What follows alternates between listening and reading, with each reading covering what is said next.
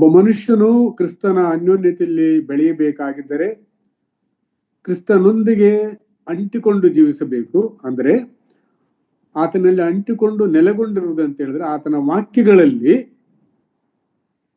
ಅನ್ಯೋನ್ಯತೆಯನ್ನು ಪಡೆದು ದೇವರ ಸಾನ್ನಿಧ್ಯದಲ್ಲಿ ಹೆಚ್ಚು ಸಮಯ ಕಳೆಯುವುದರ ಮೂಲಕವಾಗಿ ದೇವರ ಆಲೋಚನೆಗಳನ್ನ, ದೇವರ ಗುಣಲಕ್ಷಣಗಳನ್ನ, ದೇವರ ಉದ್ದೇಶಗಳನ್ನ ಅರಿತುಕೊಳ್ಳುವುದಕ್ಕೆ ಸಹಾಯ ಆಗ್ತದೆ. ಆ ಮೂಲಕವಾಗಿ ಆತನು ಫಲಭರಿತ ಜೀವಿತವನ್ನು ಜೀವಿಸಲಿಕ್ಕೆ ಅನುಕೂಲ ಆಗ್ತದೆ. ನಮ್ಮ ಕರ್ತನಾದ ಯೇಸು ಕ್ರಿಸ್ತನು ಈ ಲೋಕದಲ್ಲಿದ್ದಾಗ ಶಿಷ್ಯರನ್ನ ಆರಿಸಿಕೊಂಡಾಗ ಅವರು ಒಂದು ಮಾತು ಹೇಳ್ತಾನೆ. ಯೋಹಾನ ಬರೆದ ಸುವಾರ್ತೆ 15ನೇ ಅಧ್ಯಾಯದಲ್ಲಿ ಅದು ಲಿಖಿತವಾಗಿದೆ. ಯೋಹಾನ ಬರೆದ ಸುವಾರ್ತೆ 15ನೇ ಅಧ್ಯಾಯ 16ನೇ ವಚನದಲ್ಲಿ ಆತನು ಹೀಗೆ ಹೇಳ್ತಾನೆ. 15:16 ನೀವು ನನ್ನನ್ನು ಆರಿಸಿ ತೆಗೆದುಕೊಂಡಿಲ್ಲ. ಒಂದು ವೇಳೆ ನೀವು ಇಲ್ಲಿ ಸೇರಿರುವಂತ ಎಲ್ಲರೂ ಕ್ರಿಸ್ತನನ್ನು ನಂಬಿದವರಾಗಿದ್ದರೆ ನಿಮಗೆ ಆತನು ಹೇಳುವುದೇನಂತ ಹೇಳಿದ್ರೆ, ನಿಮ್ಮಷ್ಟಕ್ಕೆ ನೀವು ನನ್ನನ್ನು ಆರಿಸಿಕೊಳ್ಳಲಿಲ್ಲ. ಒಂದು ವೇಳೆ ನಾನು ರಕ್ಷಣೆ ಹೊಂದಿದಾಗ ಆತನನ್ನು ಹುಡುಕದೆ, ಒಬ್ಬರು ಸುವಾರ್ತೆ ಹೇಳಿದ್ರು, ನಾನು ನಂಬಿಕೆ ಇಟ್ಟೆ ಆತನ ಬಳಿಗೆ ಬಂದಿದ್ದು, ಅದು ವಾಸ್ತವವಾಗಿದ್ರು ಕೂಡ ದೇವರ ಸಂಕಲ್ಪದಲ್ಲಿ ನಾವು ಅದಕ್ಕೆ ಬಯಸಿ ಬರಲಿಲ್ಲ.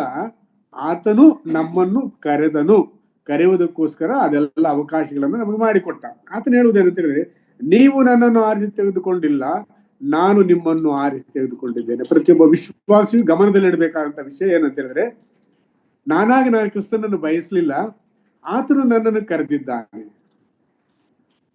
ಮುಂದುವರೆದು ಆತನು ಹೇಳ್ತಾನೆ, ನೀವು ಹೊರಟು ಹೋಗಿ ಫಲ ಕೊಡುವವರಾಗಬೇಕೆಂತಲೂ ನೀವು ಕೊಡುವ ಫಲವು ನಿಲ್ಲುವಂತದ್ದಾಗಿರಬೇಕಂತ ನಿಮ್ಮನ್ನು ನೇಮಿಸಿದ್ದೇನೆ. ಐ ಅಪಾಯಿಂಟೆಡ್ ಯು, ನಿಮ್ಮನ್ನು ನೇಮಿಸಿದ್ದೇನೆ. ಯಾಕೆ? ನೀವು ನನ್ನ ಪರವಾಗಿ ಕೆಲಸ ಮಾಡಿ ರಿವಾರ್ಡ್ ಅನ್ನು ಪಡೆದುಕೊಳ್ಬೇಕು. ಸೊ ಆದ್ರಿಂದ ಆತನ ಅನ್ಯೋನ್ಯತೆಯಲ್ಲಿ ಆತನ ಆಜ್ಞೆಗಳನ್ನ ನಾವು ಕೈಕೊಂಡು ನಡೆಯುವುದಕ್ಕಾಗಿ ಕರೆಯಲ್ಪಟ್ಟಿದ್ದೇವೆ. ಹಾಗೆ ಕರೆಯಲ್ಪಟ್ಟು ಆತನ ಆಜ್ಞೆಗಳನ್ನು ಕೈಕೊಂಡು ನಡಿಬೇಕಾಗಿದ್ರೆ ಆತನ ವಾಕ್ಯ ನಮ್ಮ ಕೈಯಲ್ಲಿದೆ. ಬೋಧಕರಿದ್ದಾರೆ ನಮ್ಮ ಸಭೆಗಳಲ್ಲಿ. ಆತನ ಅನ್ಯೋನ್ಯತೆಯಲ್ಲಿ ಬೆಳೆದಾಗ ನಾವು ಫಲ ಕೊಡೋ ಜೀವಿತ ಆಗ್ಬೇಕು. ಜ್ಞಾಪಿಸ್ಕೊಳ್ರಿ, ನಾವಾಗಿ ಯೇಸುವನ್ನ ನಂಬಲಿಲ್ಲ ಅಥವಾ ಹುಡುಕಿ ಬರಲಿಲ್ಲ. ಆತನು ನಮ್ಮನ್ನು ಆರಿಸಿಕೊಂಡಿದ್ದಾನೆ. ಯಾಕೆ ಆರಿಸಿಕೊಂಡಿದ್ದಾನೆ? ಈ ಲೋಕಕ್ಕೆ ಹೊರಟು ಹೋಗಿ ಫಲ ಕೊಡುವರಾಗಬೇಕು. ಆತನ ಹೊಲದಲ್ಲಿ ದುಡಿದು ಆತ್ಮಗಳನ್ನು ಸಂಪಾದಿಸಿ ಆತನ ರಾಜ್ಯಕ್ಕೆ ಸೇರಿಸಬೇಕು. ಈ ಕಾರ್ಯಕ್ಕೋಸ್ಕರವಾಗಿ ನಮ್ಮನ್ನು ಆತನು ಆದುಕೊಂಡಿದ್ದಾನೆ. ಸೊ ಇದನ್ನು ನಾವು ನೆನಪಿನಲ್ಲಿಟ್ಕೊಳ್ಳೋ ಪ್ರತಿಯೊಬ್ಬ ವಿಶ್ವಾಸ, ನೀವು ಕ್ರಿಸ್ತನ ಹೆಸರಿನಲ್ಲಿ ಏನ್ ಮಾಡ್ತೀರೋ ಅದೆಲ್ಲವೂ ಆತ್ಮಗಳ ಆದಾಯಕ್ಕೋಸ್ಕರವಾಗಿ ನೀವು ಮಾಡಿದ ಹಾಗೆ. ಸೊ ಅದರಿಂದ ಕ್ರಿಸ್ತನ ಅನ್ಯೋನ್ಯತೆಯನ್ನು ನಾವು ಬೆಳೆಯಬೇಕಾಗಿದ್ರೆ ಆತನ ವಾಕ್ಯ ಬಹಳ ಪ್ರಾಮುಖ್ಯ. ವಾಕ್ಯವನ್ನ ನಾವು 5 ವಿಧಗಳಿಂದ ಕಲಿತುಕೊಳ್ಳಬಹುದು. ನಾನು ಈಗ ಮುಂಚಿತವಾಗಿ ಹೇಳಿದ್ದೀನಿ, ಇನ್ನೊಮ್ಮೆ ನಿಮ್ಮ ನೆನಪಿಗೆ ಹೇಳ್ತೀನಿ. 5 ರೀತಿಯಲ್ಲಿ ದೇವರ ವಾಕ್ಯವನ್ನ ನಾವು ಕೇಳಿ ನಮ್ಮ ಆತ್ಮಗಳಲ್ಲಿ ಕೂಡಿಸಿಟ್ಟುಕೊಳ್ಬಹುದು. ಮೊದಲನೆಯದು ಕೇಳುವುದರಿಂದ. ವಾಕ್ಯವನ್ನು ಬೋಧಿಸುವಂತ ಬೋಧಕರು ನಮಗೆ ಬೋಧನೆ ಮಾಡುವಾಗ ಕಿವಿಗೊಟ್ಟು ಕೇಳಿದಾಗ ನಮ್ಮ ನಂಬಿಕೆಯು ಬೆಳೆಯುತ್ತದೆ. ಎರಡನೇದಾಗಿ ಓದುವುದರ ಮೂಲಕ. ಬರುವಂತವರಿದ್ದರೆ ಅವರು ತಮ್ಮದೇ ಆದ ಭಾಷೆಯಲ್ಲಿ ಸತ್ಯವೇದವು ತರ್ಜುಮೆ ಆಗಿರುವುದೇ ದೇವರ ನಾಮಕ್ಕೆ ಸ್ತೋತ್ರ ಸಲ್ಲಿಸೋಣ. ಅದನ್ನು ಓದುವುದರ ಮೂಲಕವಾಗಿ ನೀವು ದೇವರ ವಾಕ್ಯವನ್ನ ಕೇಳ್ತೀರಿ, ನಂಬಿಕೆ ಬೆಳೆಸಿಕೊಳ್ಳುತ್ತೇವೆ. ಮೂರನೇದಾಗಿ ಅಧ್ಯಯನ ಮಾಡುವುದರಿಂದ. ಸತ್ಯವೇದವನ್ನ ಓದುವುದಕ್ಕಿಂತಲೂ ಅಧ್ಯಯನ ಮಾಡುವಾಗ ಅದನ್ನು ಹೆಚ್ಚು ರೀತಿಯಲ್ಲಿ ನೀವು ತಿಳಿದುಕೊಳ್ಳುತ್ತೀರಿ. ಹೆಚ್ಚಾಗಿ ಆತನಲ್ಲಿ ಸಾನ್ನಿಧ್ಯದಲ್ಲಿ ಜೀವಿಸಲಿಕ್ಕೆ ಸಹಾಯ ಮಾಡುತ್ತೆ ಓದುವುದರ ಮೂಲಕ, ಅಧ್ಯಯನ ಮಾಡುವುದರ. ನಾಲ್ಕನೇದಾಗಿ ಮತ್ತು ಎಫೆಕ್ಟಿವ್ ಯಾವುದಂತ ಹೇಳಿದ್ರೆ ಬಾಯಿಪಾಠ ಮಾಡೋದ್ರಿಂದ, ಮೆಮೊರೈಸ್ ಮಾಡುವುದರ ಮೂಲಕ. ಸತ್ಯವೇದವನ್ನ ಈಗ ನಾವೇನೋ ನಮಗೆ ಸ್ವಾತಂತ್ರ್ಯವಿದೆ, ಸತ್ಯವೇದಗಳನ್ನ ಕೈಯಲ್ಲಿ ಎತ್ಕೊಂಡಿರ್ಬೋದು, ನಮ್ಮ ಮನೆಗಳಲ್ಲಿ ಇಟ್ಕೊಳ್ಬಹುದು, ಓದ್ಬಹುದು ನಮಗೆ ಮನಸ್ಸು ಬಂದಾಗೆ. ಆದ್ರೆ ಯೋಚನೆ ಮಾಡ್ರಿ, ನಾರ್ತ್ ಕೊರಿಯಾದಲ್ಲಿ ನೀವು ಸತ್ಯವೇದದ ವಿಷಯದಲ್ಲಿ ಮಾತನಾಡೋದಿಲ್ಲ, ನಿಮ್ಮ ಹತ್ರ ಇರುವುದಿಲ್ಲ. ಆದ್ರೆ ಪರ್ಸಿಕ್ಯೂಷನ್ ಪಾರ್ಟ್ನರ್ಸ್, ಗ್ಲೋಬಲ್ ಪರ್ಸಿಕ್ಯೂಷನ್ ಟ್ರಸ್ಟ್ನವರು ಅವರೊಂದು ಮಾತು ಹೇಳ್ತಾರೆ, ಅಲ್ಲಿ ಬೈಬಲ್ ಯಾರಾದ್ರೂ ಒಂದ್ ಹತ್ರ ಇದ್ರೆ ಅವರು ಆ ಪೇಜ್ಗಳನ್ನ ಹರ್ಕೊಳ್ತಾರಂತೆ. ಒಂದೊಂದು ಪೇಜನ್ನು ಹರ್ಕೊಂಡು ಬಾಯ್ಪಾಠ ಮಾಡಿ ಬೇರೆಯವ್ರಿಗೆ ಕೊಡ್ತಾರೆ. ಯಾಕಂತ ಹೇಳಿದ್ರೆ ಅವರು ಕಲೀಲಿ ಅಂತ ಹೇಳುವಂಥದ್ದು. ಸೊ ಬಾಯ್ಪಾಠ ಮಾಡಿ ಇಟ್ಕೊಳ್ತಾರೆ. ಸೊ ಆದ್ರಿಂದ ಬಾಯ್ಪಾಠ ಮಾಡುವಾಗ ದೇವರು ಒಳ್ಳೆ ರೀತಿಯಲ್ಲಿ ಈ ವಾಕ್ಯಗಳನ್ನ ನಮಗೆ ಬರುವಂತ ಶೋಧನೆಗಳಲ್ಲಿ ಅದನ್ನ ಪರಿಶುದ್ಧಾತ್ಮನು ಉಪಯೋಗಿಸುವುದರ ಮೂಲಕವಾಗಿ ಸೈತಾನನ್ನು ಮತ್ತು ಶೋಧನೆಗಳನ್ನು ಜಯಿಸ್ತೀವಿ ಬಾಯ್ಪಾಠ ಮಾಡುವುದರ ಮೂಲಕವಾಗಿ. ಇನ್ನು 5ನೇದಾಗಿ ಧ್ಯಾನ ಮಾಡುವುದರಿಂದ, ಮೆಡಿಟೇಷನ್, ವಾಕ್ಯವನ್ನ ಓದಿ ಕೇಳಿ ಅಧ್ಯಯನ ಮಾಡಿ ಬಾಯ್ಪಾಠ ಮಾಡಿದ ವಚನಗಳನ್ನ ಆಗಿಂದಾಗೆ ನಾವು ಫ್ರೀ ಇರುವಂತ ಟೈಮಲ್ಲಿ ನಮ್ಮ ನೆನಪಿಗೆ ತಂದುಕೊಂಡು ಅವುಗಳ ವಿಷಯದಲ್ಲಿ ಮೆಲುಕು ಹಾಕುವಾಗ ನಾವು ದೇವರ ವಾಕ್ಯವನ್ನ ಕಲಿಯುತ್ತೇವೆ, ನಂಬಿಕೆಯನ್ನು ಬೆಳೆಸಿಕೊಳ್ಳುತ್ತೇವೆ. ಸೊ ಈಗ ನಾನು ನಿಮಗೆ ಮಾಡ್ತಾ ಈಗ ನಾವು ಕಳೆದ ವಾರಗಳಿಂದ ನಾವು ಕಲಿತಿದ್ದು ಅಧ್ಯಯನ ಮಾಡುವುದು. ಓದುವುದಕ್ಕಿಂತಲೂ ಅಧ್ಯಯನ ಒಳ್ಳೆಯ ಅಭ್ಯಾಸ. ಅಧ್ಯಯನ ಪ್ರತಿ ದಿವಸ ಮಾಡ್ಲಿಕ್ಕೆ ಆಗಲ್ಲ, 2-3 ತಾಸು ನಮ್ಗೆ ಸಿಕ್ಕುವುದಿಲ್ಲ. ಆದ್ರೆ ವಾರಕ್ಕೆ ಒಂದು ಸಲ ನೀವು ಒಂದು ಅಧ್ಯಾಯವನ್ನು ಓದ್ತೀರಿ, ಒಂದು ಪುಸ್ತಕವನ್ನು ತೆಗೆದುಕೊಂಡು ಅದರಲ್ಲಿರುವಂತಹ ಅಧ್ಯಾಯಗಳನ್ನ ವಿಂಗಡಿಸಿಕೊಂಡು ಒಂದು ವಾರಕ್ಕೆ ಒಂದು ಅಧ್ಯಾಯವನ್ನು ಇವತ್ತು ನಾವು ಹೇಗೆ ಮಾಡ್ತಾ ಬಂದಿದ್ದೀವಿ ಅದೇ ರೀತಿಯಲ್ಲಿ ನೀವು ಮಾಡುವುದಾಗಿದ್ದರೆ ಆ ಪುಸ್ತಕದ ಮೇಲೆ ಅಲ್ಲಿ ಬರೆಯಲ್ಪಟ್ಟಂತ ವಿಷಯದ ಮೇಲೆ ನಿಮಗೆ ಒಳ್ಳೆ ಹಿಡಿತ, ಗ್ರಹಿಕೆ, ನಂಬಿಕೆ ಬರ್ತದೆ. ಅದರಿಂದ ಸ್ವಸ್ಥ ಬೋಧನೆಯನ್ನು ನೀವು ಕೇಳುವಾಗ ಅದರಿಂದ ನಂಬಿಕೆ, ಶುದ್ಧತ್ವ ಅಂಡ್ ನಿರೀಕ್ಷೆ ಹುಟ್ಟುತ್ತದೆ. ಇದೇ ಸ್ವಸ್ಥ ಬೋಧನೆ. ಸೊ ಈ ಹಿನ್ನೆಲೆಯಲ್ಲಿ ನಾವು ಈಗ 6ನೇ ತಿಮೋಥಿಯನು ಬರೆದ ಪತ್ರದ 6ನೇ ಅಧ್ಯಾಯದಲ್ಲಿ ನಾವಿದ್ದೇವೆ. ಈ 6ನೇ ಅಧ್ಯಾಯ ಕೊನೆಯ ಅಧ್ಯಾಯ. ಪೌಲನು ತಿಮೋಥಿಯನಿಗೆ ಈ ಪತ್ರ ಬರಿತಾ ಇದ್ದಾನೆ. ಇದರ ಹಿನ್ನೆಲೆ ಏನಂತ ಹೇಳಿದ್ರೆ, ಪೌಲನಿಗೆ ಸ್ವಲ್ಪ ಸಮಯದ ಮಟ್ಟಿಗೆ ರೋಮ್ ಸೆರೆಮನಿಯಿಂದ ಬಿಡುಗಡೆ ಸಿಕ್ಕಿದೆ. ದೇವರ ಸೇವಕನಾದಂತ ಪೌಲನು ತನಗೆ ಸಿಕ್ಕಿದ ಒಂದು ದಿವಸವನ್ನು ಕೂಡ ಆತನು ವೃಥಾ ವ್ಯರ್ಥ ಮಾಡಿಕೊಳ್ಳಲಿಲ್ಲ. ಇದು ತನ್ನನ್ನು ಕರೆದ ಕರ್ತನಾದ ಯೇಸು ಕ್ರಿಸ್ತನಿಂದ ಆತನು ಕಲಿತಿದ್ದು. ನಮ್ಮ ಕರ್ತನಾದ ಯೇಸು ಕ್ರಿಸ್ತನ ಜೀವನ ಚರಿತ್ರೆಯನ್ನು ನೀವು ಓದ್ರಿ, ಸುವಾರ್ಥ ಪುಸ್ತಕಗಳಲ್ಲಿ 1 ನಿಮಿಷವೂ ಆತನು ಬಿಡುವಿಲ್ಲದೆ ದುಡಿದನು. 11ನೇ ಅಧ್ಯಾಯದಲ್ಲಿ ಆತನು ಮಾತನಾಡ್ತಾನೆ, ಯೋಹಾನ ಬರೆದ ಸುವಾರ್ತೆಯಲ್ಲಿ, ಹಗಲಿಗೆ 12 ತಾಸು ಅಷ್ಟೇ. ಲೋಕದಲ್ಲಿ ಬೆಳಕಿರುವಾಗಲೇ ನಾನು ನನ್ನ ತಂದೆಯ ಕೆಲಸವನ್ನು ಮಾಡಬೇಕು. ತಂದೆಯ ಕೆಲಸವನ್ನ ಮಾಡಿ ನಮಗೆ ಮಾದರಿಯನ್ನು ತೋರಿಸಿದ್ದಾನೆ. ಸೊ ಪೌಲನು ಕೂಡ ನಮ್ಮ ಕರ್ತನಾದ ಯೇಸು ಕ್ರಿಸ್ತನಿಂದ ಪ್ರೇರೇಪಿಸಲ್ಪಟ್ಟವನಾಗಿ ತನಗೆ ಸಮಯ ಸಿಕ್ಕಿದಾಗ ಸುವಾರ್ತೆಯನ್ನು ಸಾರುವುದಕ್ಕೂ ನಂಬಿದಂತವರನ್ನು ಬಲಪಡಿಸುವುದಕ್ಕೂ ಆತನು ಮುಡುಪಾಗಿಟ್ಟನು. ನನ್ನ ಪ್ರಿಯ ದೇವ ಸೇವಕರುಗಳೇ, ನನ್ನ ಪ್ರಿಯ ಪರಿಪಕ್ವತೆಯನ್ನು ಹೊಂದಿರುವಂತ ನನ್ನ ಪ್ರಿಯ ಸಹೋದರ ಸಹೋದರಿ, ಇದು ನಮಗೆ ಮಾದರಿ. ನನ್ನ ಕೆಲಸ ಅಲ್ಲ, ಹಿರಿಯರ ಕೆಲಸ, ಸೇವಕರ ಕೆಲಸ, ಈ ತರ ಸಬೂಬುಗಳು ಹೇಳ್ಕೊಂಡು ದೇವರು ನಿಮಗೆ ಕರೆದ ಉದ್ದೇಶ, ಕೊಡಲ್ಪಟ್ಟಂತ ಸೇವೆಯನ್ನು ಅಲಕ್ಷ್ಯ ಮಾಡಬೇಡ್ರಿ. ಯಾಕಂತ ಹೇಳಿದ್ರೆ ನಮ್ಮ ಜೀವಿತವನ್ನು ಹೇಗೆ ಕಳೆದಿದ್ದೀವಿ ಅದಕ್ಕೆ ನಾವೆಲ್ಲರೂ ಒಂದು ದಿವಸ ಆತನ ಮುಂದೆ ಲೆಕ್ಕ ಕೊಡಬೇಕಾಗಿದೆ. ಸೊ ಪೌಲನು ತನಗೆ ಬಿಡುವಾದಂತ ಸಮಯದಲ್ಲಿ, ಸೆರೆಮನಿಯಿಂದ ಸ್ವಲ್ಪ 1-2 ವರ್ಷಗಳ ಕಾಲ ಆತನಿಗೆ ಬಿಡುಗಡೆ ಆದಾಗ ತಾನು ಸ್ಥಾಪನೆ ಮಾಡಿದಂತ ಸಭೆಗಳನ್ನ ಸಂಧಿಸ್ತಾನೆ. ಮೆಕದೋನ್ಯ ಸೀಮೆಗೆ ಬಂದು ಆತನು ಸೇವೆ ಮಾಡುತ್ತಿರುವಂತಹ ಸಂದರ್ಭದಲ್ಲಿ ಎಫೆಸ ಪಟ್ಟಣದಲ್ಲಿದ್ದಂತ ಸಭೆಯಲ್ಲಿ ಸ್ವಲ್ಪ ಸಮಸ್ಯೆಗಳು ಉದ್ಭವಿಸಿದ್ದಾವೆ. ಅಲ್ಲಿ ಕೆಲವರು ಸ್ವಸ್ಥ ಬೋಧನೆಯನ್ನ ಬಿಟ್ಟು ವಿವಾದಗಳಿಗೆ ಆಸ್ಪದವಾಗಿರುವಂತ ಬೋಧನೆಗಳನ್ನ ಮಾಡಿ ಗಲಿಬಿಲಿಯನ್ನು ಉಂಟು ಮಾಡಿದಂತ ವಿಷಯ ಅಲ್ಲಿ ಗೊತ್ತಾಗಿದೆ. ಅಲ್ಲಿನ ಸಭಾ ಹಿರಿಯರು ಆ ಒಂದು ಪರಿಸ್ಥಿತಿಯನ್ನು ನಿಭಾಯಿಸಲಾರದಂತ ಸ್ಥಿತಿಗತಿಗಳಲ್ಲಿದ್ದಾರೆ. ಅವರಲ್ಲಿಯೇ ಒಂದು ತರದ ಅನ್ಯೋನ್ಯತೆ ಇಲ್ಲದಂತ ಸ್ಥಿತಿಯನ್ನ ನಾವು ನೋಡ್ತೀವಿ. ಸೊ ಆ ಒಂದು ಹಿನ್ನೆಲೆಯಲ್ಲಿ ಪೌಲನು ಆ ಸಭೆಯಲ್ಲಿ ವಿಧಿವರ ಬಗ್ಗೆ, ಅಲ್ಲಿರುವಂತಹ ಹಿರಿಯರ ಬಗ್ಗೆ, ಅಲ್ಲಿ ಇರುವಂತಹ ಗುಲಾಮರಾಗಿ ಕ್ರಿಸ್ತನನ್ನು ನಂಬಿದಂತವರ ಬಗ್ಗೆ ಮತ್ತು ಸೇವಕರೆನಿಸಿಕೊಂಡಂತವರು ನಿಜವಾದ ಧ್ಯೇಯವನ್ನು ಬಿಟ್ಟು ಅವರು ವರ್ತಿಸುವಂತ ಸಮಾಚಾರವನ್ನ ಸಭೆಯ ಸ್ಥಾಪಕನಾದಂತಹ ಪೌಲನು ಕೇಳಿದಾಗ ಆತನಿಗೆ ಬಹಳ ದುಃಖವಾಯಿತು. ಈ ಒಂದು ನಿಭಾಯಿಸಿ ಇದನ್ನು ಸರಿಪಡಿಸಬೇಕು. ಪ್ರಾರಂಭದಲ್ಲಿಯೇ ಈ ತರದ ನ್ಯೂನ್ಯತೆಗಳು ಬಂದಾಗ ನಾನು ಅದನ್ನ ಸುಮ್ಮನೆ ಕೇಳಿಸ್ಕೊಂಡು ಸರಿ ಹೋಗ್ತದೆ ತನ್ನಷ್ಟಕ್ಕೆ ತಾನಂತೇಳಿ ಇರುವುದು ಸರಿ ಇಲ್ಲ ಅಂತೇಳಿ ಹೇಳಿ ಆತನು ತಾನು ಮೆಕೆದೋನ್ಯದಲ್ಲಿಯೇ ಉಳಿಯಬೇಕಂತ ಸಂದರ್ಭ ಬಂದಾಗ ಪ್ರಾರ್ಥನಾ ಪೂರ್ವಕವಾಗಿ ಆತನು ನಂಬಿಕೆಯಲ್ಲಿ ಒಳ್ಳೆ ಮನೆವಾರ್ತೇವನಾಗಿ ತಾನು ಹೇಳಿದ ಕೆಲಸವನ್ನು ಒಳ್ಳೆಯ ರೀತಿಯಲ್ಲಿ ನಿಭಾಯಿಸ್ತಕ್ಕಂತಹ ಸಹ ಕೆಲಸಗಾರನಾದಂತಹ ಜೊತೆ ಸೇವಕನಾದಂತಹ ತಿಮೋತಿಯನ್ನು ನೆನೆಸಿಕೊಂಡು, ತಿಮೋತಿ, ನೀನು ಇಮ್ಮಿಡಿಯೇಟ್ ಆಗಿ ಎಫೆಸ ಪಟ್ಟಣಕ್ಕೆ ಹೋಗು. ಉದ್ಭವಿಸಿರುವಂತಹ ಈ ಒಂದು ಗೊಂದಲವನ್ನ ನೀನು ನಿವಾರಿಸಬೇಕು. ಅಲ್ಲಿ ಹಿರಿಯರಿದ್ದಾರೆ, ಸೇವಕರುಗಳಿದ್ದಾರೆ, ಪರಿಪಕ್ವತೆಯನ್ನು ಹೊಂದಿದಂತಹ ವಿಶ್ವಾಸಿಗಳಿದ್ದಾರೆ, ವಿಧಿಯವರು ಹೆಚ್ಚು ಸಂಖ್ಯೆಯಲ್ಲಿದ್ದಾರೆ, ಅಲ್ಲಿಂದ ರಕ್ಷಣೆ ಹೊಂದಿದಂತ ಅನೇಕ ಗುಲಾಮರಿದ್ದಾರೆ. ಅವರು ಯಜಮಾನರ ಕೈ ಕೆಳಗಡೆ ಕೆಲಸ ಮಾಡ್ತಾ ಇದ್ದಾರೆ. ಅಲ್ಲಿ ಸ್ವಲ್ಪ ವ್ಯತ್ಯಾಸ ಇದೆ. ಮತ್ತು ಐಶ್ವರ್ಯವಂತರು ಕೂಡ ಆ ಸಭೆಯಲ್ಲಿದ್ದಾರೆ.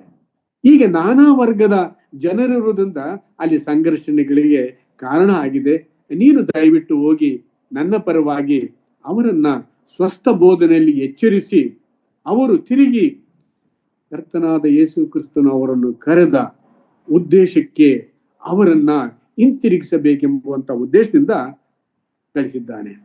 ಈ ಒಂದು ಕಾರ್ಯಭಾರವನ್ನು ಹೊತ್ತುಕೊಂಡಂತಹ ತಿಮೋತಿಯನು ಆತನು ಎಫೆಸ ಪಟ್ಟಣಕ್ಕೆ ಬಂದು ನೋಡಿ ಅಲ್ಲಿ ಕೆಲಸಗಳನ್ನ ನೋಡ್ತಾ ಇದ್ದಾನೆ, ವ್ಯಕ್ತಿಗಳ ವರ್ತನೆಗಳನ್ನು ನೋಡುತ್ತಿದ್ದಾನೆ, ಸಭೆಯ ಪರಿಸ್ಥಿತಿಯನ್ನು ನೋಡ್ತಾ ಇದ್ದಾನೆ. ನೋಡಿದಾಗ ಆತನಿಗೆ ನಿರಾಶೆ, ಬಲಹೀನತೆ, ನಾನು ನಿಜವಾಗಲೂ ಎಲ್ಲಿ ಸೋತು ಹೋಗ್ತೀನೋ, ಈ ಕೆಲಸವನ್ನು ಮಾಡ್ಲಿಕ್ಕೆ ಆಗ್ತದೆ ಇಲ್ಲವಾ ಅನ್ನುವಂತಹ ಅನುಮಾನಗಳನ್ನ ಆತನು ತನ್ನ ಜೊತೆ ಸೇವಕನು, ತನ್ನ ಆತ್ಮೀಯ ತಂದೆಯೂ ಆಗಿದ್ದಂತ ಪೌಲನಿಗೆ ತಿಳಿಸ್ತಾನೆ. ಇಂತಿಂತ ಸ್ಥಿತಿ ಇದೆ, ನಾನು ಹೇಗೆ ನಿಭಾಯಿಸಲಿ, ಬಹಳ ಕಷ್ಟಕರವಾಗ್ತಾ ಇದೆ ನನಗೆ, ನನ್ನಿಂದ ಇದು ಆಗುವುದಿಲ್ಲ ಅನ್ನುವಾಗ ಪೌಲನು ತಿಮೋತಿಯನನ್ನ ಬಲಪಡಿಸಿ, ತಿಮೋತಿಯನೇ, ಇದು ನಿನ್ನಿಂದ ಸಾಧ್ಯತೆ ಉಂಟು, ಈ ಕೆಲಸಕ್ಕೆ ನೀನು ಸಮರ್ಥನು, ನೀನು ಇದನ್ನು ಮಾಡ್ಬೇಕಂತ ಹೇಳಿ ಪೌಲನು ತಿಮೋತಿಯನನ್ನ ಪ್ರೋತ್ಸಾಹಿಸಿ ಬರೆದಿರುವಂತ ಈ ಪತ್ರವೇ ಮೊದಲನೇ ತಿಮೋತಿ. ಇದಕ್ಕೆ ಪಾಸ್ಟರಲ್ ಎಪಿಸಲ್ ಅಂತೇಳಿ ಕರೀತಾರೆ. ಸೇವಕರುಗಳಿಗೆ, ಹಿರಿಯರಿಗೆ ಬರೆದ ಪತ್ರ ಅಂತೇಳಿ, ನಾಯಕರುಗಳಿಗೆ ಬರೆದಂತ ಪತ್ರ ಇದು. ಕಳೆದ 2000 ವರ್ಷಗಳಿಂದಲೂ ಇದು ಪ್ರಚಲಿತದಲ್ಲಿದೆ. ಅನೇಕ ನಾಯಕರುಗಳನ್ನ ಉರಿದುಂಬಿಸಿ, ಪ್ರೋತ್ಸಾಹಿಸಿ, ಕ್ರಿಸ್ತನಲ್ಲಿ ಬಲಪಡಿಸಿ ಸೇವೆಯಲ್ಲಿ ಮುನ್ನುಗ್ಗುವಂತೆ ಮಾಡುತ್ತಿರುವಂತ ಈ ಪತ್ರಕ್ಕಾಗಿ ದೇವರಿಗೆ ಸ್ತೋತ್ರ ಸಲ್ಲಿಸೋಣ. ನಾವು 5 ಅಧ್ಯಾಯಗಳನ್ನು ನೋಡಿದೆವು.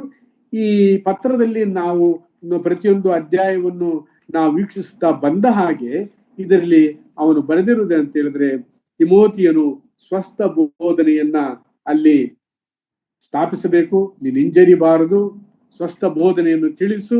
ಸ್ವಸ್ಥ ಬೋಧನೆ, ಸೌಂಡ್ ಡಾಕ್ಟ್ರಿನ್, ಅದರ ಉದ್ದೇಶ ಅಂತ ಹೇಳಿದ್ರೆ ನಂಬಿಕೆಯನ್ನು ಹುಟ್ಟಿಸುತ್ತದೆ, ಪರಿಶುದ್ಧತೆಯನ್ನು ಬೆಳೆಸುತ್ತದೆ ಮತ್ತು ಅದು ಪಾಪವನ್ನು ದೂರ ಮಾಡುತ್ತದೆ ಹಾಗೂ ನಿರೀಕ್ಷೆಯಲ್ಲಿ ಅದು ನಮ್ಮನ್ನು ನಡೆಸುತ್ತದೆ. That is the ultimate purpose of the sound doctrine. ಯಾವ ಒಂದು ಉಪದೇಶವು ನಿನ್ನ ಹೃದಯವನ್ನು ಕಲಕುವುದಿಲ್ಲವೋ, ನಿನ್ನಲ್ಲಿರುವಂತ ಬಲಹೀನತೆಯನ್ನು, ಗುಪ್ತವಾದಂತ ಪಾಪಗಳನ್ನು ತೋರಿಸುವುದಿಲ್ಲವೋ, ಯಾವುದು ನಿನ್ನನ್ನು ಪಶ್ಚಾತ್ತಾಪಕ್ಕೆ ನಡೆಸುವುದಿಲ್ಲವೋ, ಯಾವುದು ನಿನ್ನನ್ನು ಶುದ್ಧ ಮಾಡಿಕೊಳ್ಳುವುದಕ್ಕೆ ಸಹಾಯವಾಗುವುದಿಲ್ಲವೋ, ಯಾವುದು ನಿನ್ನ ನಿರೀಕ್ಷೆಯನ್ನ ಬಲಪಡಿಸುವುದಿಲ್ಲವೋ, ಅದು ಸ್ವಸ್ಥ ಬೋಧನೆ ಆಗುವುದಿಲ್ಲ. ಅದು ಎಂತ ಒಳ್ಳೆ ಉಪದೇಶವಾಗಿರಬಹುದು, ಕೇಳಿಸಿಕೊಳ್ಳಿಕ್ಕೆ ಚೆನ್ನಾಗಿರಬಹುದು, ಆದರೆ ಯಾವ ಉಪದೇಶವು ನಿನ್ನನ್ನ ಕರ್ತನಾದ ಯೇಸುವಿನಲ್ಲಿ ನಿನ್ನ ಸ್ವಪರೀಕ್ಷೆ ಮಾಡಿಕೊಂಡು ಆತನ ಮಟ್ಟಕ್ಕೆ ತರಲಿಕ್ಕೆ ವಿಫಲವಾಗಿರ್ತದೋ ಅದು ಸ್ವಸ್ಥ ಬೋಧನೆ ಅಲ್ಲ. ಇಂಥ ಬೋಧನೆಗಳು ಆಗಾಗಲೇ ಪ್ರಚಲಿತವಾಗಿತ್ತು. ಈಗಾಗಲೇ ಗ್ರೀಕ್ ಹಿನ್ನೆಲೆಯಿಂದ ಬಂದಂತಹ ಮತ್ತು ಗ್ರೀಕ್ ಫಿಲಾಸಫರ್ಸ್, ತತ್ವಜ್ಞಾನಿಗಳು ಆ ಕಾಲದಲ್ಲಿ ಇದ್ದುದರಿಂದ ಅದರ ಪ್ರಭಾವ ಸಭೆಯ ಮೇಲೆಯೂ ಬಿದ್ದಿತ್ತು.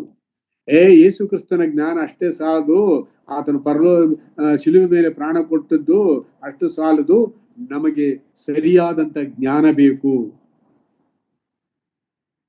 ಅದನ್ನ ಈ ಗ್ರೀಕ್ ಹಿನ್ನೆಲೆಯಲ್ಲಿದ್ದಂಥವ್ರು ಚೆನ್ನಾಗಿ ಕಲ್ತಿದ್ದರು. ಅವರಿಗೆ ಅನೇಕವಾದಂತ ಅಂತ ಶಾಲೆಗಳಿದ್ದವು, ಅಂತ ತರ್ಕವಾದಿಗಳಿದ್ದರು. ಅವರು ಬಹಳ ಬುದ್ಧಿವಂತರಾಗಿ ವಿಚಾರವನ್ನ ಚರ್ಚಿಸುತ್ತಿದ್ದರು, ತರ್ಕ ಮಾಡುತ್ತಿದ್ದರು.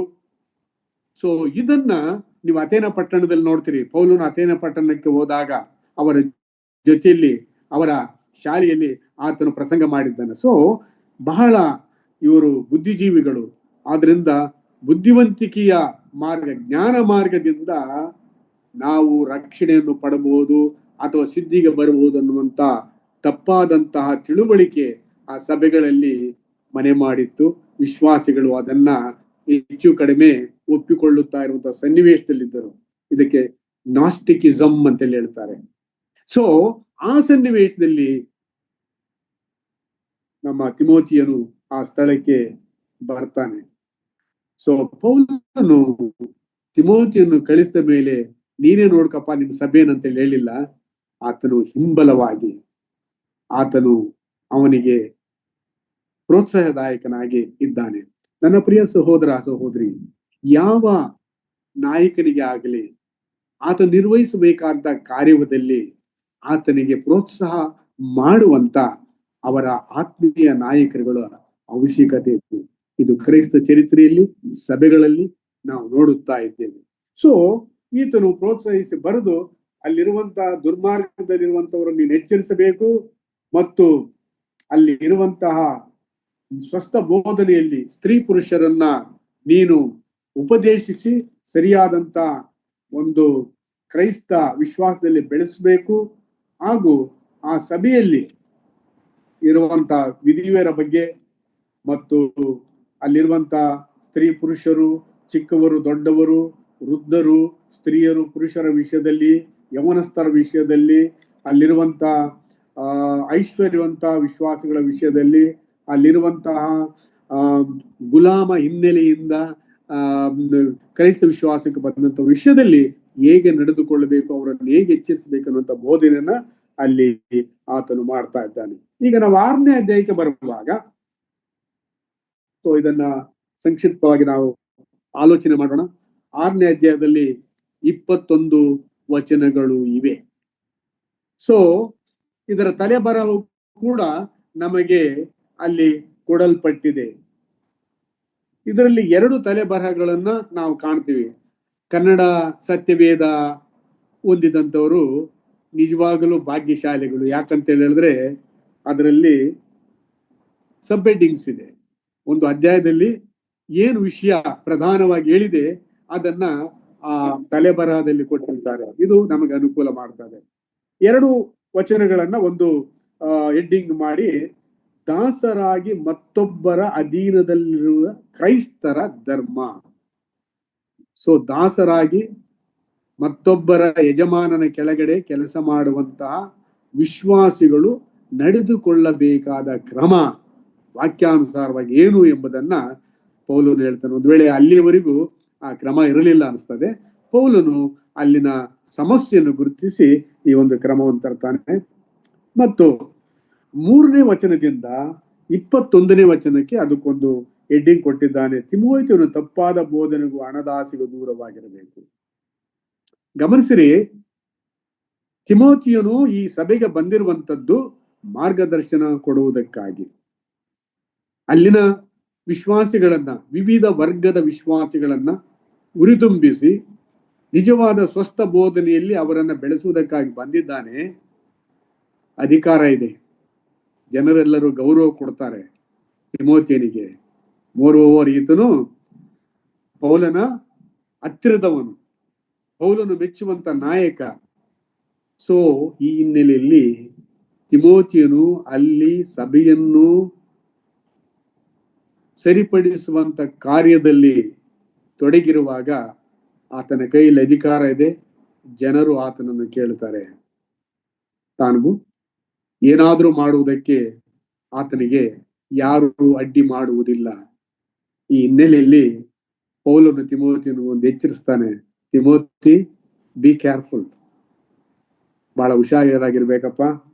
ನೀನು ಮಾಡ್ತಾ ಇರೋ ನಿರ್ವಹಿಸುವಂತ ಕೆಲಸದಲ್ಲಿ ನಿನ್ನನ್ನು ಮೋಸಗೊಳಿಸುವಂತಹ ಶತ್ರುಗಳಿದ್ದಾರೆ. ನನ್ನ ಪ್ರಿಯ ಸಹೋದರ ಸಹೋದರಿ, ಒಬ್ಬ ನಾಯಕನಿಗೆ, ಒಬ್ಬ ಕ್ರೈಸ್ತ ವಿಶ್ವಾಸಿಗೆ 3 ತರದ ಶತ್ರುಗಳು ಇದ್ದಾರೆ. ಒಂದು, ನಾನು ಪ್ರೀತಿಸಿ ಪೋಷಿಸುವಂತ ನನ್ನ ಶರೀರದ ಆಸೆಗಳು. ನನ್ನ ಶರೀರವೇ ಕ್ರಿಸ್ತನನ್ನ ಯಥಾರ್ಥವಾಗಿ ಪ್ರೀತಿಸಿದ ಹಾಗೆ ನನ್ನನ್ನು ತಡೆಯುವಂತಹ, ಶೋಧಿಸುವಂತಹ ಒಂದು ಶತ್ರು. ಎರಡನೇದಾಗಿ ಇಹಲೋಕ. ನಾನು ವಾಸ ಮಾಡುವಂತ ಈ ಲೋಕದಲ್ಲಿ ಲೋಕದ ಆಸೆ, ಕಣ್ಣಿನ ಆಸೆ, ಬದುಕು ಬಾಳಿನ ಡಂಬ, ಇದು ನನ್ನನ್ನ ಶೋಧನೆಗೆ ಬೀಳಿಸಿ ಕ್ರಿಸ್ತ ನಂಬಿಕೆಯಿಂದ ಭ್ರಷ್ಟನಾಗುವಂತೆ ಮಾಡುತ್ತದೆ. ಇನ್ನು ಮೂರನೆಯ ಶತ್ರು, ಇವೆರಡನ್ನೂ ನನಗೆ ವಿರುದ್ಧವಾಗಿ ಪರೋಕ್ಷವಾಗಿ ಪ್ರೇರೇಪಿಸುವಾತನು ಸೈತಾನನೇ ಆಗಿದ್ದರೂ ಕೂಡ ನನ್ನ ಸಮ್ಮತಿಯಿಂದ ನನ್ನ ಶರೀರವನ್ನು ಬಳಸ್ತಾನೆ ನನ್ನನ್ನು ಬೀಳಿಸಲಿಕ್ಕೆ. ನನ್ನ ಸಮ್ಮತಿಯಿಂದ ಲೋಕದ ಆಕರ್ಷಣೆಗಳನ್ನು ಕೊಡುತ್ತಾನೆ. ಇವೆರಡರಲ್ಲೂ ಒಬ್ಬ ನಾಯಕನು, ಒಬ್ಬ ವಿಶ್ವಾಸಿ ದೃಢವಾಗಿ ಶತ್ರುವನ್ನು ಎದುರಿಸುವನಾಗಿದ್ರೆ, ಇನ್ನು ಮೂರನೇ ಟ್ಯಾಕ್ಟಿಕ್ಸ್, ತಾನೇ ನಮ್ಮನ್ನ ಕದಲಿಸ್ತಾರೆ. ಇದನ್ನ ವಿಶ್ವಾಸಿಗಳು ಮರೆಯಬಾರದು. ಎಲ್ಲಿವರೆಗೂ ನೀವು ಕ್ರೈಸ್ತರಾಗಿರುವುದಿಲ್ಲವೋ, ಅಂದರೆ ಕ್ರಿಸ್ತನ ನಂಬಿರುವುದಿಲ್ಲವೋ, ಈ ಶತ್ರುಗಳು ನಿಮ್ಮ ತಂಟೆಗೆ ಬರುವುದು. ಅವ್ರ ಶತ್ರುಗಳಾಗಿದ್ರೂ ಕೂಡ ನೀವು ಅದನ್ನು ಒಪ್ಪಿಕೊಳ್ತಾ ಇದ್ರಿ. ಆದರೆ ಕ್ರಿಸ್ತನು ನಿಮ್ಮನ್ನು ನೂತನ ಪಡಿಸಿರುವುದರಿಂದ, ಕ್ರಿಸ್ತನ ಪಕ್ಷಕ್ಕೆ ನೀವು ಸೇರಿದವರಾದ್ರಿಂದ, ಸೈತಾನ್ನ ಪಕ್ಷದಿಂದ ನೀವು ಆರಿಸಿ ತೆಗೆದುಕೊಂಡ ಕಾರಣ ಶತ್ರುವು ನಿಮ್ಮನ್ನ ಹೆಜ್ಜೆಗೂ ಕಾಡುತ್ತಾನೆ. ಯಾರನ್ನೂ ಬಿಟ್ಟಿಲ್ಲ. ನಮ್ಮ ಕರ್ತನಾದ ಯೇಸು ಕ್ರಿಸ್ತನನ್ನೇ ಟ್ರೈ ಮಾಡಿದಂತಹ ಸೈತಾನ್ನು, ನನ್ನ ಪ್ರಿಯ ಸಹೋದರ ಸಹೋದರಿ, ನಮ್ಮನ್ನ ಬಿಡುವುದಿಲ್ಲ. ನಾವು ಯಾವ ಮಟ್ಟದಲ್ಲಾದರೂ ಕಾಣುವುದು, ಆತ್ಮೀಯ ಜೀವಿತದಲ್ಲಿ ಚರಿತ್ರೆ ನಮಗೆ ಹೇಳ್ತದೆ.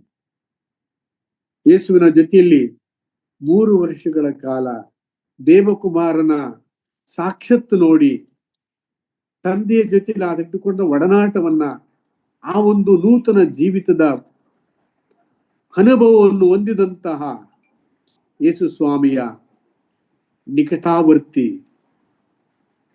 ಯೂದನನ್ನೇ ಸೈತಾನ್ನು ಕೆಡವಿ ಬೀಳಿಸಿದ್ದರೆ, ಇನ್ನು ನಿನ್ನ ನನ್ನ ಪಾಡು ಏನೆಂಬುದನ್ನು ನಾವು ಮರೆಯದೆ ಜಾಗೃತರಾಗಿರಬೇಕು. ಕ್ರಿಸ್ತಿಯ ಜೀವಿತ ರಕ್ಷಣೆ ಸುಲಭ. ರಕ್ಷಣೆಗೆ ನಾವು ಏನು ಮಾಡಬೇಕಾಗಿಲ್ಲ ಪ್ರಿಯರೇ, ಆತನ ಕೃಪೆಯಿಂದ ನಂಬಿಕೆ ಮೂಲಕ ಹೊಂದಿದ್ದೇವೆ. ಆದರೆ ಕ್ರಿಸ್ತಿಯ ಜೀವಿತವನ್ನು ಜೀವಿಸುವಾಗ ಅದು ನನ್ನ ಮೇಲೆ ಆತುಕೊಂಡಿದೆ, ನನ್ನ ಮತ್ತು ದೇವರ ಸಂಬಂಧದ ಮೇಲೆ. ನಾನೆಷ್ಟರ ಮಟ್ಟಿಗೆ ಆ ಕ್ರಿಸ್ತಿಯ ಜೀವಿತವನ್ನು ತಿಳಿದುಕೊಳ್ಳಬೇಕಂತೆಲ್ಲ ಅಪೇಕ್ಷೆ ಪಡುತ್ತೇನೋ ಅದರ ಮೇಲೆ ಆತುಕೊಂಡಿರ್ತದೆ. ಪರಿಶುದ್ಧ ಜೀವಿತಕ್ಕೋಸ್ಕರವಾಗಿ ನಾನು ಹೋರಾಡ್ಬೇಕು. ಅದಕ್ಕೆ ಪೌಲ್ ಹೇಳ್ತಾನೆ, ಶ್ರೇಷ್ಠ ಹೋರಾಟವನ್ನು ಮಾಡಬೇಕು.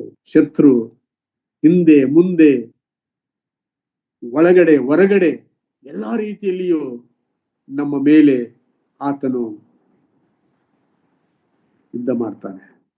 ಕೆಲವು ಸಲ ಬಹಳ ನೈಸ್ ಆಗಿ ಬರ್ತಾನೆ, ಕೆಲವು ಸಲ ಉಗ್ರವಾಗಿ ಬರ್ತಾನೆ, ಕೆಲವು ಸಲ ಹತ್ತಿರದವರಿಂದ ಬರ್ತಾನೆ, ಕೆಲವು ಸಲ ದೂರದವರಿಂದ ಬರ್ತಾನೆ. ಆತನ ಯುಕ್ತಿಗಳು ನಾನಾ ವಿಧದಲ್ಲಿ. ಅದರಿಂದ ಪ್ರಿಯ ಸಹೋದರ ಸಹೋದರಿ, ಯೇಸು ಹೇಳಿದಷ್ಟೇ, ನೀವು ನನ್ನಲ್ಲಿ ನೆಲೆಗೊಂಡ್ರಿ, ನಾನು ನಿಮ್ಮಲ್ಲಿ ನೆಲೆಗೊಂಡಿರುವೆನು. All is in our gold. ಕ್ರಿಸ್ತಿಯ ಜೀವಿತವನ್ನ ಜೀವಿಸಿ ಆತನನ್ನು ಮಹಿಮೆಪಡಿಸುವಂತಹ ಹೊಣೆಗಾರಿಕೆ ವಿಶ್ವಾಸ ಮೇಲೆ ಆತ್ಕೊಂಡಿದೆ. ಪೌಲನು ಆತನು ಇಲ್ಲಿ ತಿಮೋತಿಯನಿಗೆ ಹೇಳ್ತಾನೆ, ತಿಮೋತಿ ನೀನ್ ಅಲ್ಲಿ ಇದೆಯಪ್ಪ, ಬಿ ಕೇರ್ಫುಲ್. ಹಣದ ಆಸೆ, ಅಧಿಕಾರದ ಆಸೆ ನಿನ್ನನ್ನು ಸಧರ್ಮದಿಂದ ಕೆಡಿಸಿತು. ಸೊ ಇದು ಪರ್ಸನಲ್ ಆಗಿ ತಿಮೋತಿಯನಿಗೆ ಹೇಳ್ತಾನೆ. ಪರ್ಸನಲ್ ಆಗಿ ತಿಮೋತಿಯನಿಗೆ ಅನೇಕ ವಿಷಯಗಳಲ್ಲಿ ಬರೀತಾನೆ. ಸಭೆಗೆ ತಿಳಿಸುವಂತ ವಿಷಯಗಳು, ನೀನು ಯಾವ ರೀತಿಯಲ್ಲಿ ಸಭೆಯಲ್ಲಿರುವಂತ ಜನರೊಟ್ಟಿಗೆ ವ್ಯವಹರಿಸಬೇಕು, ಅವರನ್ನು ಹೇಗೆ ತಿದ್ದಬೇಕು, ಎಚ್ಚರಿಸಬೇಕು, ಗದರಿಸಬೇಕು, ಇದೆಲ್ಲವನ್ನು ಸಭೆಯವರಿಗೆ ಹೇಳು ಅಂತ ಹೇಳಿದ ಮೇಲೆ, ಸಭೆಯಲ್ಲಿ ಕ್ರಮಕ್ಕೆ ತರಲಿಕ್ಕಿರುವಂತ ತಿಮೋತಿಯನೇ, ನಿನ್ನ ನಂಬಿಕೆ ವಿಷಯದಲ್ಲಿ, ನಿನ್ನ ವಿಚಾರದಲ್ಲಿ ಜಾಗೃತನಾಗಿರು, ನೀನು ಕೂಡ ಬಿದ್ದು ಹೋಗುವಂತಹ ಸಾಧ್ಯತೆಗಳಿದೆ ಅಂತ ಹೇಳಿ 3ನೇ ವಚನದಿಂದ 21ನೇ ವಚನದಲ್ಲಿ ತಿಮೋತಿಯನಿಗೆ ಎಚ್ಚರಿಕೆಯನ್ನು ಕೊಡ್ತಾನೆ. ಹಾಗಾದ್ರೆ ತಿಮೋತಿಯನಿಗೆ ಕೊಡಲ್ಪಟ್ಟಂತ ಎಚ್ಚರಿಕೆಯೇ ಸಭಾ ನಾಯಕರುಗಳಾದಂತಹ, ಸಂಡೇ ಸ್ಕೂಲ್ ಟೀಚರ್ಸ್ ಆದಂತಹ, ಸಭಾ ಸೇವಕರುಗಳಾದಂತಹ, ಹಿರಿಯರಾದಂತಹ, ಯೂತ್ ಲೀಡರ್ಸ್ ಆದಂತಹ, ಸಹೋದರಿ ಕೂಟಗಳಲ್ಲಿ ನಾಯಕತ್ವವನ್ನು ವಹಿಸಿಕೊಂಡಿರುತ್ತ ನಮ್ಮೆಲ್ಲರಿಗೂ ಇದು ಅನ್ವಯವಾಗುತ್ತದೆ ಎಂಬುದನ್ನ ನಾವು ಗಮನದಲ್ಲಿಟ್ಟುಕೊಳ್ಳೋಣ. ಸೊ ಈ ಅಧ್ಯಾಯದ ಮುಖ್ಯ ವಚನವನ್ನಾಗಿ ನಾನು ಒಂದನ್ನು ಆರಿಸಿದೆ. ಅನೇಕ ವಚನಗಳಿದೆ. ನಾನು ಆರಿಸಿಕೊಂಡಿರುವಂತದ್ದು 12ನೇ ವಚನ. 6ನೇ ಅಧ್ಯಾಯ 12ನೇ ವಚನದಲ್ಲಿ ಆತನು ಏನ್ ಹೇಳ್ತಾನೆ? ಕ್ರಿಸ್ತ ನಂಬಿಕೆಯುಳ್ಳವರು ಮಾಡತಕ್ಕ ಶ್ರೇಷ್ಠ ಹೋರಾಟವನ್ನು ಮಾಡು, ನಿತ್ಯ ಜೀವವನ್ನು ಹಿಡಿದುಕೋ, ಅದಕ್ಕಾಗಿ ದೇವರು ನಿನ್ನನ್ನು ಕರೆದನು. You are called for the purpose. ನಿನ್ನನ್ನ ಉದ್ದೇಶಪೂರ್ವಕವಾಗಿ ಆತನು ಕರೆದಿದ್ದಾನೆ. ಸುಮ್ಮನೆ ಆತನು ನಿನಗೆ ಅಪಾಯಿಂಟ್ಮೆಂಟ್ ಕೊಡ್ಲಿಲ್ಲ. ಯಾರು ಕೂಡ ಈ ಲೋಕದಲ್ಲಿ ಉದ್ಯೋಗಗಳನ್ನು ಮಾಡುವಾಗ ಸುಮ್ಮನೆ ನಿಮ್ಮ ದನಿ ಅಥವಾ ಎಂಪ್ಲಾಯರ್ ನಿಮಗೆ ಕೆಲಸ ಕೊಡುವುದಿಲ್ಲ. ಒಂದು ಉದ್ದೇಶಪೂರ್ವಕವಾಗಿ ಅದನ್ನ ನಿಮಗೆ ಕೊಟ್ಟಿರ್ತಾನೆ. ಸೊ ದಣಿಯು ಮೆಚ್ಚುವ ರೀತಿಯಲ್ಲಿ ದಣಿಯ ನೀತಿ ನಿಯಮಗಳನ್ನು ಅನುಸರಿಸಿ ಆ ಒಬ್ಬ ಉದ್ಯೋಗಸ್ಥನು ಆಳು ಕೆಲಸ ಮಾಡಿದಾಗ ಮಾತ್ರ ಅವನ ರಿವಾರ್ಡ್ ಇದೆ. ಸೊ ಪೌಲನು ಇಲ್ಲಿ ಹೇಳ್ತಾ ಇದ್ದಾನೆ, ನೀನು ಶ್ರೇಷ್ಠ ಹೋರಾಟವನ್ನು ಮಾಡು, ನಿತ್ಯ ಜೀವವನ್ನು ಹಿಡಿದುಕೋ. ಜಾರಿ ಹೋಗುವ ಚಾನ್ಸಸ್ಗಳಿದೆ, ಹಿಡಿದುಕೋ, ಅದಕ್ಕಾಗಿ ದೇವರು ನಿನ್ನನ್ನು ಕರೆದನು. ಸೊ ನಮ್ಮ ಪರ್ಪಸ್ ಕ್ಲಿಯರ್ ಆಗಿರ್ಬೇಕು. ಕೇವಲ ಪರಲೋಕಕ್ಕೆ ಹೋಗ್ಬಿಡ್ತೀವಿ, ಯೇಸು ನಮ್ಮ ದೇವರು, ನಾವು ಈ ಕೆಲಸ ಮಾಡಿದ್ರೆ ಆತನಿಗೆ ಇಷ್ಟ ಆಗ್ತದೆ ಅಂತ ಹೇಳುವಂತಹ ಮೇಲಿನ ಈ ಒಂದು ಆಲೋಚನೆಗಳು ಬಿಟ್ಟು ವಾಕ್ಯಕ್ಕನುಸಾರವಾಗಿ, ಆತನ ಚಿತ್ತಕ್ಕನುಸಾರವಾಗಿ ನಾವು ವರ್ತನೆ ಮಾಡಬೇಕು ಮತ್ತು ಜೀವಿಸಬೇಕು. ಸೊ ಇದು ಮುಖ್ಯವಾದ ವಚನ. ಸೊ ಈ ಅಧ್ಯಾಯದಲ್ಲಿ 5 ಪ್ಯಾರಾಗ್ರಾಫ್ಗಳಿದ್ದಾವೆ ನೋಡ್ರಿ. ಕನ್ನಡ ಬೈಬಲ್ ಅಲ್ಲಿ ನಾನು ಹೇಳ್ತಾ ಇದ್ದೀನಿ. ಮೊದಲು 2 ವಚನಗಳಲ್ಲಿ ಆತನು ಹೇಳ್ತಾನೆ, ದಾಸರಾಗಿ ಮತ್ತೊಬ್ಬರ ಅಧೀನದಲ್ಲಿರುವ ಕ್ರೈಸ್ತರು ನಡೆಯಬೇಕಾದ ರೀತಿ. ಮತ್ತು 3ರಿಂದ 10 ವಚನಕ್ಕೆ ಆತನು, ನಾನು ಅದಕ್ಕೆ ಏನಂತೇಳಿ ಕರೆದಿದ್ದೇನೆ ಅಂತೇಳಿ, ತಪ್ಪಾದ ಬೋಧನೆ ಮತ್ತು ಹಣದಾಸೆಯ ಪರಿಣಾಮ. ಸ್ವಸ್ಥ ಬೋಧನೆಯನ್ನು ಅನುಸರಿಸಿದರೆ ಏನು ಪರಿಣಾಮ ಆಗ್ತದೆ? ಹಣದಾಸೆ ಇಟ್ಟುಕೊಂಡು ಸೇವೆ ಮಾಡಿದರೆ ಅಥವಾ ಹಣದಾಸೆಯನ್ನು ಇಟ್ಟುಕೊಂಡು ಕ್ರಿಸ್ತನನ್ನು ಹಿಂಬಾಲಿಸಿದ್ರೆ ಏನು ಅದರ ಪ್ರತಿಫಲ ಅನ್ನುವುದನ್ನ ಪೌಲನು ಅಲ್ಲಿ ತಿಳಿಸ್ತಾನೆ.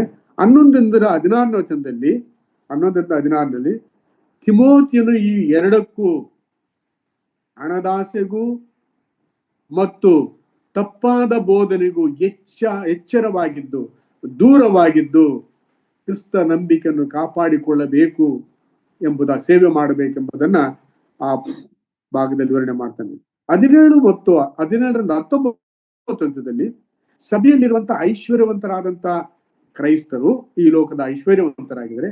ಅವರು ಹೇಗೆ ನಡೆದುಕೊಳ್ಳಬೇಕು, ಸಭೆಯಲ್ಲಿ ಅವರಿಗಿರುವಂತ ಐಶ್ವರ್ಯವನ್ನು ಹೇಗೆ ಬಳಸಬೇಕು ಅನ್ನುವುದನ್ನ ಪೌಲನು ಅವರಿಗೆ ತಿಳಿಸ್ತಾ ಇದ್ದಾನೆ. 20 ಮತ್ತು 21ನೇ ವಚನದಲ್ಲಿ,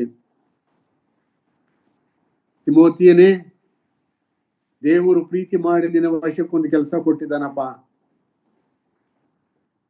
ಆ ಕೆಲಸವನ್ನ ನೀನು ಎಚ್ಚರಿಕೆಯಿಂದ ಕಾಪಾಡಬೇಕು.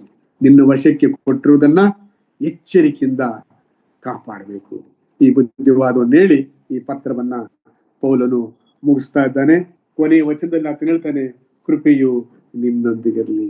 ದೇವರ ಕೃಪೆ, ದೇವರ ಕೃಪೆ. ಯಾವ ಸ್ಥಿತಿಯಲ್ಲಾದ್ರೂ ಒಬ್ಬ ವಿಶ್ವಾಸಿ ದಾಟಿ ಹೋಗುವಾಗ, ಆತನ ಕಡೆಗೆ ತಿರುಗಿಕೊಳ್ಳುವಾಗ ಆತನ ಕೃಪೆ ನಮ್ಮನ್ನ ಸಂರಕ್ಷಿಸ್ತದೆ. ಆ ಕೃಪೆಯು ತಿಮೋಥಿನೇ ಕಡೆಯವರೆಗೂ ನಿನ್ನೊಂದಿಗಿರ್ಲಿ ಅಂತೇಳಿ ಆತನು ವಿವರಿಸ್ತಾನೆ.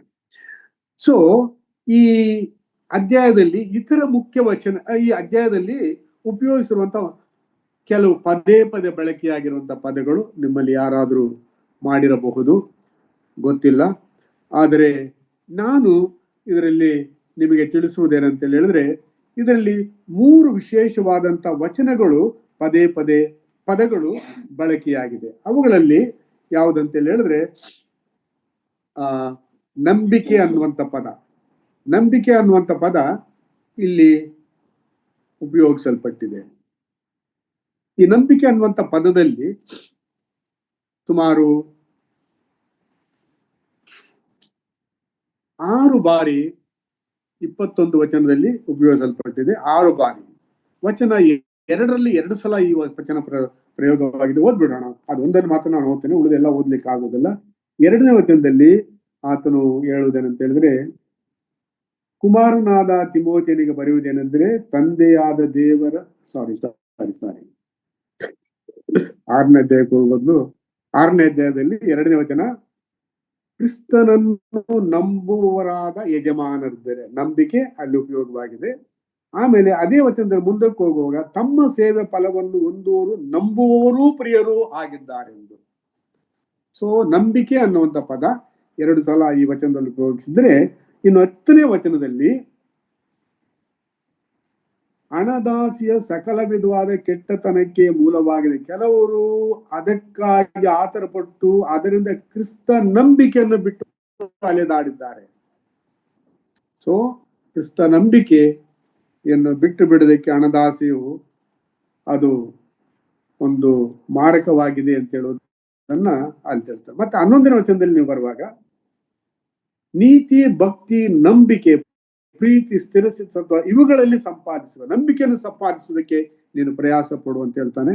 12ನೇ ವಚನದಲ್ಲಿ ಕೂಡ ಅದು ಪ್ರಯೋಗವಾಗಿದೆ. ಕ್ರಿಸ್ತ ನಂಬಿಕೆ, ಕ್ರಿಸ್ತ ನಂಬಿಕೆ, ಫೇತ್ ಇನ್ ಕ್ರೈಸ್ಟ್, ಇದನ್ನ ನೀನು ಶ್ರೇಷ್ಠ ಹೋರಾಟವನ್ನು ಮಾಡಬೇಕು ಕ್ರಿಸ್ತ ನಂಬಿಕೆಯನ್ನು ಹೊಂದಿರುವಂತ ಜನರೊಟ್ಟಿಗೆ ಅಂತೇಳಿ. ಕಡೆಯದಾಗಿ 21ನೇ ವಚನದಲ್ಲಿ, ನಿನ್ನ ವಶಕ್ಕೆ ಕೊಟ್ಟಿರುವುದನ್ನೇ ಕಾಪಾಡು. ಕೆಲವರು ಆ ಸುಳ್ಳಾದ ಜ್ಞಾನವನ್ನು ಅವಲಂಬಿಸಿ ಕ್ರಿಸ್ತ ನಂಬಿಕೆಯಿಂದ ಭ್ರಷ್ಟರಾದರು, ಕ್ರಿಸ್ತ ನಂಬಿಕೆಯಿಂದ ಭ್ರಷ್ಟರಾಗಿದ್ದಾರೆ. ಸೊ ಬೇರೆ ಬೇರೆ ಹಿನ್ನೆಲೆಗಳಲ್ಲಿ, ಬೇರೆ ಬೇರೆ ಸಂದರ್ಭಗಳಲ್ಲಿ ಈ ಪದ ಪ್ರಯೋಗವಾಗಿದೆ. ಸೊ ಅದೇ ರೀತಿಯಲ್ಲಿ ಉಪದೇಶ ಅನ್ನುವಂಥ ಪದ 5 ಬಾರಿ ಉಪಯೋಗಿಸಲ್ಪಟ್ಟಿದೆ. ವಚನ 1, ವಚನ 2, 3ನೇ ವಚನದಲ್ಲಿ 2 ಸಲ ಪ್ರಯೋಗ ಆಗಿದೆ, ಮತ್ತು 20ನೇ ವಚನದಲ್ಲಿ ಉಪದೇಶ, ಟೀಚಿಂಗ್ ಅನ್ನುವಂಥ ಪದ ಪ್ರಯೋಗವಾಗಿದೆ. ಆಮೇಲೆ ಭಕ್ತಿ ಅನ್ನುವಂಥದ್ದು 4 ಬಾರಿ ಪ್ರಯೋಗ ಆಗಿದೆ. 3ನೇ ವಚನ, 5ನೇ ವಚನ, 6ನೇ ವಚನ, 11ನೇ ವಚನ. ಸೊ ನಂಬಿಕೆ, ಉಪದೇಶ, ಭಕ್ತಿ. ಉಪದೇಶವನ್ನು ಹೊಂದಿ ನಂಬಿಕೆಯಲ್ಲಿ ಬೆಳೆದು ನಿನ್ನ ಭಕ್ತಿಯ ಜೀವಿತವನ್ನ ಕಾಪಾಡಿಕೋ. ಜಸ್ಟ್ ನನ್ನದು ಒಂದು ಆ ರೀತಿಯಲ್ಲಿ ನಾನು ತಿಳ್ಕೊಳ್ತೇನೆ. ಅದೇ ಈ 6ನೇ ಅಧ್ಯಾಯದ ತಿರುಳಾಗಿರ್ತದೆ. ಸೊ ಪ್ಯಾರಾಗಳ ಮೇಲೆ ನಾವು ಆ ಪ್ಯಾರಾಗ್ರಾಫ್ ವೈಸ್ ನಾನು ಸಬ್ ಹೆಡ್ಡಿಂಗ್ಸ್ ನಿಮ್ಗೆ ಹೇಳಿದೆ. ಈ ಅಧ್ಯಾಯವನ್ನ 3 ಭಾಗಗಳಾಗಿ, ಸಬ್ ಡಿವಿಷನ್ಸ್ ಆಗಿ ನಾನು ವಿಂಗಡಿಸ್ತೀನಿ. ನಮ್ಮಲ್ಲಿ 5 ಪ್ಯಾರಾಗಳಿದ್ದಾವೆ, 5 ಸಬ್ ಡಿವಿಷನ್ಸ್. ಗ್ರಂಥಕರ್ತನು ಅಥವಾ ಈ ಅಧ್ಯಾಯವನ್ನ ಅಧ್ಯಾಯಗಳಾಗಿ ವಿಂಗಡಿಸಿದಂತಹ ಭಕ್ತನು ಇದರಲ್ಲಿ 5 ಸಬ್ ಪ್ಯಾರಾಗಳನ್ನು ಮಾಡಿದ್ದಾನೆ. ಈ 5 ಪ್ಯಾರಾಗಳನ್ನು ನಾನು 3 ಉಪವಿಭಾಗಗಳಾಗಿ ವಿಂಗಡಿಸಿದ್ದೇನೆ. ಮೊದಲನೇದು, ಮೊದಲು 2 ವಚನಗಳು, ಕ್ರೈಸ್ತರಾದ ದಾಸರಿಗೆ ಎಚ್ಚರಿಕೆ, ಮೊದಲು 2 ವಚನಗಳಲ್ಲಿ. ಆಮೇಲೆ ಎರಡನೇದಾಗಿ 3ರಿಂದ 16 ವಚನಗಳು, ಗಮನಿಸಿ, 3ರಿಂದ 16 ವಚನಗಳು ಹಾಗೂ 20 ಮತ್ತು 21ನೇ ವಚನದಲ್ಲಿ ತಿಮೋತಿಯನಿಗೆ ಪೌಲನು ಹೇಳುವುದು, ಹಣದಾಸೆಗೂ ತಪ್ಪಾದ ಬೋಧನೆಗೂ ದೂರವಾಗಿದ್ದು ನಿನ್ನ ವಶಕ್ಕೆ ಕೊಟ್ಟಿರುವುದನ್ನು ಕಾಪಾಡಿಕೋ ಎಂಬಂತ ಎಚ್ಚರಿಕೆಯನ್ನು ಕೊಡ್ತಾ ಇದ್ದೇನೆ ತಿಮೋತಿಯನಿಗೆ. ಆಮೇಲೆ 3ನೇ ಹೆಡ್ಡಿಂಗ್ ನಾನು ಕೊಟ್ಟಿದ್ದೇನಂತ ಹೇಳಿದ್ರೆ ವಚನ 20-21ರಲ್ಲಿ 20-21ರಲ್ಲಿ ಐಶ್ವರ್ಯವಂತ ಕ್ರೈಸ್ತರು ನಡೆದುಕೊಳ್ಳಬೇಕಾದ ರೀತಿ, ಅಂದ್ರೆ ಐಶ್ವರ್ಯವನ್ನ ಉಪಯೋಗಿಸಬೇಕಾದ ರೀತಿ ಹೇಗೆ ಅನ್ನೋದನ್ನ ಆತನು ತಿಳಿಸ್ತಾನೆ. ಸೊ ಈಗ ನಾವು ಮುಖ್ಯ ವಚನ ನೋಡಿದ್ವು, ಪ್ಯಾರಾಗ್ರಾಫ್ ಡಿವಿಷನ್ ನೋಡಿದ್ವು, ಹೆಡ್ಡಿಂಗ್ಸ್ ನೋಡಿದ್ವು, ಆಮೇಲೆ ಮುಖ್ಯ ಪದ ನೋಡಿದ್ವು, ಅದರಲ್ಲಿ ಮುಖ್ಯ ಈಗ ಇದಕ್ಕೆ ನಾನೊಂದು ತಲೆಬರಹ ಕೊಟ್ಟಿದ್ದೀನಿ. ಎರಡಲ್ಲೂ ಸೇರಿ ಒಂದೇ ಎರಡು ತಲೆಬರಹಗಳು ಈ ಅಧ್ಯಾಯದಲ್ಲಿದೆ. ಆದ್ರೆ ನಾನು ಇದಕ್ಕೇನ್ ತಲೆಬರಹ ಕೊಟ್ಟಿದ್ದೇನೆ ಅಂತ ಹೇಳಿದ್ರೆ, ತಿಮೋತಿಯನು ಸ್ವಸ್ಥ ಬೋಧನೆಯನ್ನು ಉಪದೇಶಿಸಿ ಸುಳ್ಳು ಬೋಧನೆ ಮತ್ತು ಹಣದಾಸೆಗೆ ಒಳಗಾಗದೆ ಎಚ್ಚರಿಕೆಯಾಗಿರಬೇಕು. ಸ್ವಸ್ಥ ಬೋಧನೆಯನ್ನು ಮಾಡಿ ಸಭೆಯನ್ನು ಸರಿಪಡಿಸುವುದಕ್ಕೆ ಬಂದಿರುವಂತಹ ಈ ತಿಮೋತಿಯನು ತನ್ನ ನಂಬಿಕೆಯನ್ನು ಕಾಪಾಡಿಕೊಳ್ಳಬೇಕು. ಹಣದಾಸೆ ಮತ್ತು ಅಧಿಕಾರ ಸುಳ್ಳುಪದೇಶದ ಬಲೆಗೆ ಸಿಕ್ಕಿಕೊಳ್ಳಬಾರದು ಅಂತೇಳಿ ಪೌಲನು ಈ ಅಧ್ಯಾಯದಲ್ಲಿ ತಿಳಿಸ್ತಾನೆ. ಸೊ ಈಗ ನಮಗೆ ಸ್ವಲ್ಪ ಸಮಯ ಇದೆ. ಈಗ ಕೆಲವು ಇಂಪಾರ್ಟೆಂಟ್ ವಚನಗಳನ್ನ ನಾನು ನಿಮ್ಮ ಜೊತೆಯಲ್ಲಿ ಹೇಳಲಿಕ್ಕೆ ಇಷ್ಟಪಡ್ತೀನಿ. ಸೊ ಈಗ ಮೊದಲನೇ ಅಧ್ಯಾಯ ವಚನ 2 ವಚನದಲ್ಲಿ ಪೌಲನ ಚಿಂತೆ ಏನಂತ ಹೇಳಿದ್ರೆ, ಗುಲಾಮರಾಗಿ ಆಳುಗಳಾಗಿದ್ದಂಥವರು ಯಜಮಾನನ ಮನೆಯಲ್ಲಿಯೇ ಗುಲಾಮರಾಗಿ ಆಳುಗಳಾಗಿ ಕೆಲಸ ಮಾಡ್ತಾ ಇದ್ದಂಥವರು ಯಜಮಾನರು ಸುವಾರ್ತೆ ಹೇಳಿದಾಗ ಆ ಸುವಾರ್ತೆಯನ್ನು ನಂಬಿದರು. ನಂಬಿದ್ದಾದ ಮೇಲೆ ಆ ಯಜಮಾನನು ಕ್ರೈಸ್ತ ಸಹೋದರನು ಈತನು ಅಂತೇಳಿ ಸ್ವೀಕಾರ ಮಾಡಿದ. ಈ ಆಳು ಬಿಡುಗಡೆಯನ್ನ, ಕ್ರಿಸ್ತನಿಂದ ಬಿಡುಗಡೆಯನ್ನ ಜೀವಿತವನ್ನು ಹೊಂದಿದವನಾದ್ರಿಂದ ಈಗ ನಾನು ಆಳು ಅನ್ನುವಂಥದ್ದನ್ನ ಮರೆಯುವ, ಅಂದ್ರೆ ಕ್ರಿಸ್ತ ನಂಬಿಕೆಯನ್ನು ನಾನು ಹೊಂದಿದ್ದೇನೆ, ಒಂದೇ ಸಭೆಗೆ ಹೋಗ್ತಿದ್ದೀವಿ, ಒಂದೇ ಬೋಧನೆಯನ್ನು ಕೇಳ್ತೀವಿ, ಅಣ್ಣ ತಮ್ಮಂದರಾಗಿ ನಾವಿದ್ದೀವಿ ಅನ್ನುವಂತಹ ಆ ಒಂದು ಹಿನ್ನೆಲೆಯಲ್ಲಿ ತನ್ನ ಯಜಮಾನನಿಗೆ ತಾನು ಯಾವುದಕ್ಕಾಗಿ ಆ ಮನೆಗೆ ಬಂದಿದ್ದೇನೆ, ನನ್ನ ಕರ್ತವ್ಯ ಏನೆಂಬುದನ್ನು ಮರೆಯಬಾರದು, ಉದಾಸೀನ ಮಾಡಬಾರದು. ಪರವಾಗಿಲ್ಲ, ಮೊದಲಾಗಿದ್ರೆ ಟಾಸ್ಕ್ ಮಾಸ್ಟರ್ ಯಜಮಾನರು ಕುಳಿತರೆ ನಿಂತರೆ ಏಟ್ ಕೊಡ್ತಾ ಇದ್ರು, ಹೊಡಿತಾ ಇದ್ರು. ಈಗ ಯಜಮಾನರು ಕ್ರೈಸ್ತರು ಹೊಡೆಯೋದಿಲ್ಲ. ಸೊ ನಾನು ಪರವಾಗಿಲ್ಲ, ಹೆಂಗಾದ್ರೂ ಜೀವಿಸಬಹುದು. ಯಜಮಾನನು ಹೊಡೆದ್ರೆ ಹೇಳ್ಬೋದು, ಏನು ಬ್ರದರ್ ನೀವು ಸ್ವಾಮಿಯನ್ನು ನಂಬಿದಂಥವರು, ನಾನು ಸ್ವಾಮಿಯನ್ನು ನಂಬಿದಂಥವನು ಅಂತೇಳಿ ಮರು ಉತ್ತರ ಕೊಟ್ಟು ತಲೆಮರೆಸಿಕೊಳ್ಳುವಂತಹ, ಎಕ್ಸ್ಕ್ಯೂಸ್ ಕೊಡುವಂತ ಸ್ಥಿತಿ ಆಗಿನ ದಿನಗಳಲ್ಲಿತ್ತು. ಪ್ರಿಯರೇ, ರೋಮ್ ಸರ್ಕಾರದ ಚಕ್ರಾಧಿಪತಿ ಇದ್ದ ಕಾಲದಲ್ಲಿ ಗುಲಾಮರು ಬಹಳ ಜನ ಇದ್ರು. ಸೊ ಜನರನ್ನ ಕೊಂಡುಕೊಳ್ತಾ ಇದ್ರು ಮಾರುಕಟ್ಟೆಯಲ್ಲಿ. ಸೊ ಆ ಗುಲಾಮ ಯಜಮಾನನ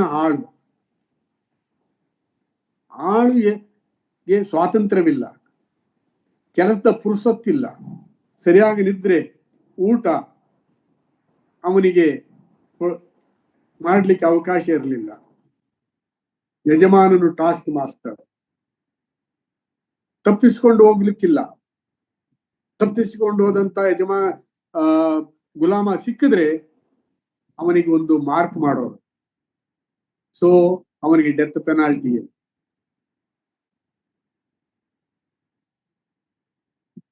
ಶಬ್ದ ಆಗ್ತಾ ಇದೆ ಬ್ರದರ್ ನಿಮಗೆ? ಯಾಕಂದ್ರೆ ನಮ್ಮಲ್ಲಿ ಇಲ್ಲಿ ಗಣೇಶ ವಿಷಯದಲ್ಲಿ ಹೊರಗಡೆ ಶಬ್ದ ಇದೆ. ಏನಿಲ್ಲ ಬ್ರದರ್, ಏನ್ ಶಬ್ದ ಇಲ್ವಲ್ಲ? ಸೊ ಗುಲಾಮನಾಗಿದ್ದಂತಹ ಆಳು ಈಗ ರಕ್ಷಣೆ ಹೊಂದಿದ್ದಾದ ಮೇಲೆ ತನ್ನ ಯಜಮಾನನ್ನು ಭಯಭಕ್ತಿಯಿಂದ ಸೇವಿಸಬೇಕು. ಮೊದಲು ಯಾವ ರೀತಿಯ ಸೇವೆಯನ್ನು ಯಜಮಾನನಿಗೆ ಆತನು ಸಲ್ಲಿಸುತ್ತನೋ, ತಾನು ಕ್ರಿಸ್ತನಿಂದ ತೊಳೆಯಲ್ಪಟ್ಟು ಸಭೆಗೆ ಸೇರಿಸಲ್ಪಟ್ಟು ಆ ಒಂದು ಸಹೋದರ ಭಾವನೆಯಲ್ಲಿದ್ದರೂ ಕೂಡ ತಾನು ಯಜಮಾನನಿಗೆ ಸಲ್ಲಿಸತಕ್ಕದ್ದು ಮಾಡತಕ್ಕಂಥ ಸೇವೆ ನಾನು ಮಾಡಬೇಕು. ಮೊದಲು ಭಯದಿಂದ ಮಾಡ್ತಾ ಇದ್ದ, ಈಗ ಭಯದ ಬದಲಿಗೆ ಕ್ರೈಸ್ತ ವಿಶ್ವಾಸಿ ಆದಂತ ಯಜಮಾನು ಪ್ರೀತಿಯಿಂದ ಸೇವೆ ಮಾಡ್ಬೇಕಂತ ಹೇಳ್ತಾರೆ. ನೋಡ್ರಿ, ಅಲ್ಲಿ ಒಂದು ವಿಷಯಲ್ಲಿ ಬರೆಯಲ್ಪಟ್ಟಿದೆ 2ನೇ ವಚನದಲ್ಲಿ, ಯಾರಿಗಾದರೂ ಕ್ರಿಸ್ತನನ್ನು ನಂಬುವರಾದ ಯಜಮಾನರಿದ್ದರೆ ಅವರು ಆ ಯಜಮಾನರನ್ನು ಸಹೋದರನ್ನು ಉದಾಸೀನ ಮಾಡದೆ, don't take it as granted. ಕ್ರೈಸ್ತ ಸಂಸ್ಥೆಗಳಲ್ಲಿ ಕೆಲಸ ಮಾಡುವಂತವರು, ಸಭೆಗಳಲ್ಲಿ ಕೆಲಸ ಮಾಡುವಂತವರು, ಕ್ರೈಸ್ತ ಎಂಪ್ಲಾಯರ್ ಇರುವಂತ ಅಲ್ಲಿ ಕೆಲಸ ಮಾಡುವಂತ ನಮ್ಮ ಸಭೆಯ ಪ್ರಿಯ ಸಹೋದರ ಸಹೋದರಿಯರೇ, ಮಿಷನ್ ಸ್ಕೂಲ್ಗಳಲ್ಲಿ ಕೆಲಸ ಮಾಡುವಂತವರೇ, ಇಲ್ಲಿ ನಮಗೆ ಪಾಠ. ಮಿಷನ್ ಆಸ್ಪತ್ರೆಗಳಲ್ಲಿ ಕೆಲಸ ಮಾಡುವವರಿಗೆ ಎಚ್ಚರಿಕೆ ಏನಂತ ಹೇಳಿದ್ರೆ, ಆ ಸಹೋದರರು ನಮ್ಮವರು ಅಂತೇಳಿ ನೀವು ಸದರವಾಗಿ ಜೀವಿಸಬಾರದು. ಅದರ ಬದಲಿಗೆ ಸಂತೋಷದಿಂದ ಮೊದಲು ಮಾಡುತ್ತಿದ್ದಂತ ಸೇವೆಗಿಂತ ಹೆಚ್ಚಾಗಿ ನೀವು ಸೇವೆ ಮಾಡಬೇಕು ಅನ್ನುವುದನ್ನ ಪೌಲನು ಈ ಒಂದು ಎಫೆಸ ಪಟ್ಟಣಕ್ಕೆ ತಿಳಿಸ್ತಾ ಇದ್ದಾನೆ. ಇನ್ನು ಉಳಿದ ನೆಕ್ಸ್ಟ್ 3ನೇ ವಚನದಿಂದ 10ನೇ ವಚನದಲ್ಲಿ ಆತನು ಏನ್ ಹೇಳ್ತಾ ಇದ್ದ ಅಂತ ಹೇಳಿದ್ರೆ, ಯಾವನಾದರೂ ಬೇರೆ ವಿಧವಾದ ಉಪದೇಶವನ್ನು ಮಾಡಿ ನಮ್ಮ ಕರ್ತನಾದ ಯೇಸು ಕ್ರಿಸ್ತನ ಸ್ವಸ್ಥವಾದ ಮಾತುಗಳಿಗೂ ಭಕ್ತ ಅನುಸಾರವಾದ ಉಪದೇಶಕ್ಕೂ ಸಮ್ಮತಿಸದೆ ಹೋದರೆ ಅವನು ಒಂದನ್ನೂ ತಿಳಿಯದೆ. ಈಗ ಸಾಧಾರಣವಾಗಿ ನಮ್ಮ ಸಹೋದರ ಸಭೆಗಳಲ್ಲಿ ನಾವು ಹೇಳುವ ಒಂದು ಮಾತು, ನಾವು ಅಪೊಸ್ತಲರ ಬೋಧನೆಗೆ ಅನುಸಾರವಾಗಿ ನಾವು ನಡೆಯುವವರು ಅಂತೇಳಿ ಹೇಳುವ ವಾಡಿಕೆ ಇದೆ. ಆದ್ರೆ ಪೌಲನು ಇಲ್ಲಿ ಏನ್ ಹೇಳ್ತಾ ಇದ್ದ ಅಂತ ಹೇಳಿದ್ರೆ, ಅಪೊಸ್ತಲರು ಯೇಸುವಿನಿಂದ ಕೇಳಿದ ಬೋಧನೆಯನ್ನೇ ಅನುಸರಿಸಿ ನಡೆದು ಮುಂದಿನ ಪೀಳಿಗೆಗೆ ಅದನ್ನ ವರ್ಗಾಯಿಸಿ. ಸೊ ಇದಕ್ಕೆ ನೀವು 2ನೇ ಶತಮಾನದಲ್ಲಿ ಬಾಯಿಂದ ಬಾಯಿಗೆ ಯೇಸು ಕ್ರಿಸ್ತನ ಬೋಧನೆಗಳನ್ನ ಹಸ್ತಾಂತರಿಸ್ತಾ ಇದ್ದರು. ಅಲ್ಲೆಲ್ಲ ಕ್ರಿಸ್ತನನ್ನು ನಂಬಿದಂತವರಿಗೆ ಬ್ಯಾಪ್ಟಿಸಮ್, ಬಿಲಿವರ್ಸ್ ಬ್ಯಾಪ್ಟಿಸಮ್. ಆ ಬ್ಯಾಪ್ಟಿಸಮ್ ಕೊಡಬೇಕಾಗಿದ್ರೆ ಕ್ರಿಸ್ತನ ಬೋಧನೆಯ, ಕ್ರಿಸ್ತನ ಕಾರ್ಯದ ವಿಷಯದಲ್ಲಿ ಅವರಿಗೆ ನೆನಪುಟ್ಟಿಸ್ತಾ ಇದ್ರು, ಒಡಂಬಡಿಕೆ ಮಾಡಬೇಕಾಗಿತ್ತು. ಇವತ್ತು ನಾವು ಬ್ಯಾಪ್ಟಿಸಮ್ ಕೊಡುವಾಗ ಕೆಲವು ಮಾತುಗಳನ್ನ ಬ್ಯಾಪ್ಟಿಸಮ್ ತಕೊಳ್ಳೋರಿಗೆ ಹೇಳ್ತೀವಲ್ಲ, ಅದು ನಾವು ಪೂರ್ಣ ಹೇಳುವುದಿಲ್ಲ. ಅದ ಅಪೊಸ್ತಲರ ಸೂತ್ರ ಅಂತ ಹೇಳುವಂಥದ್ದು ಅಪೊಸ್ಟೋಲ್ಸ್ ಕ್ರೀಡ್ ಅಂತೇಳಿದೆ. ಇದು 2ನೇ ಶತಮಾನದಲ್ಲಿ ಬರೆಯಲ್ಪಟ್ಟಿತು. ಆ 7ನೇ ಶತಮಾನದಲ್ಲಿ ಇದರ ಪೂರ್ಣ ಆ ಒಂದು ವಿಷಯಗಳನ್ನ ಕ್ರೋಢೀಕರಿಸಿದ್ದಾರೆ. ಸೊ ಕ್ರಿಸ್ತನನ್ನು ನಂಬಿದಿ ದೀಕ್ಷಾ ಸ್ನಾನ ಪಡ್ಕೊಳ್ಳುವುದಕ್ಕೆ ಬರುವಾಗ ಆತನಿಗೆ ಈ ಒಂದು ಅಪೊಸ್ತಲರ ಸೂತ್ರದ ಬಗ್ಗೆ ಅವರಿಗೆ ತಿಳುವಳಿಕೆಯನ್ನು ಕೊಡ್ತಾ ಇದ್ರು, ಎಚ್ಚರಿಸ್ತಾ ಇದ್ದರು. ಆ ಒಂದು ಬೋಧನೆಯನ್ನು ಕೇಳಿ ಅದಕ್ಕೆ ಬದ್ಧನಾಗಿ ಆತನು ದೀಕ್ಷಾ ಸ್ನಾನವನ್ನ ಪಡ್ಕೊಳ್ತಾ ಇದ್ದಾನೆ.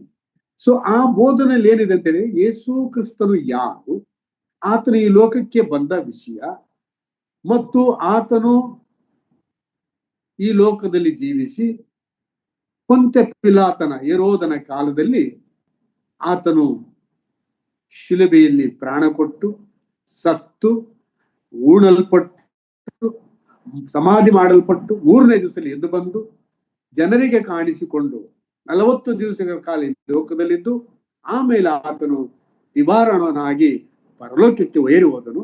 ಆತನು ತಿರುಗಿ ಬರುತ್ತಾನೆ.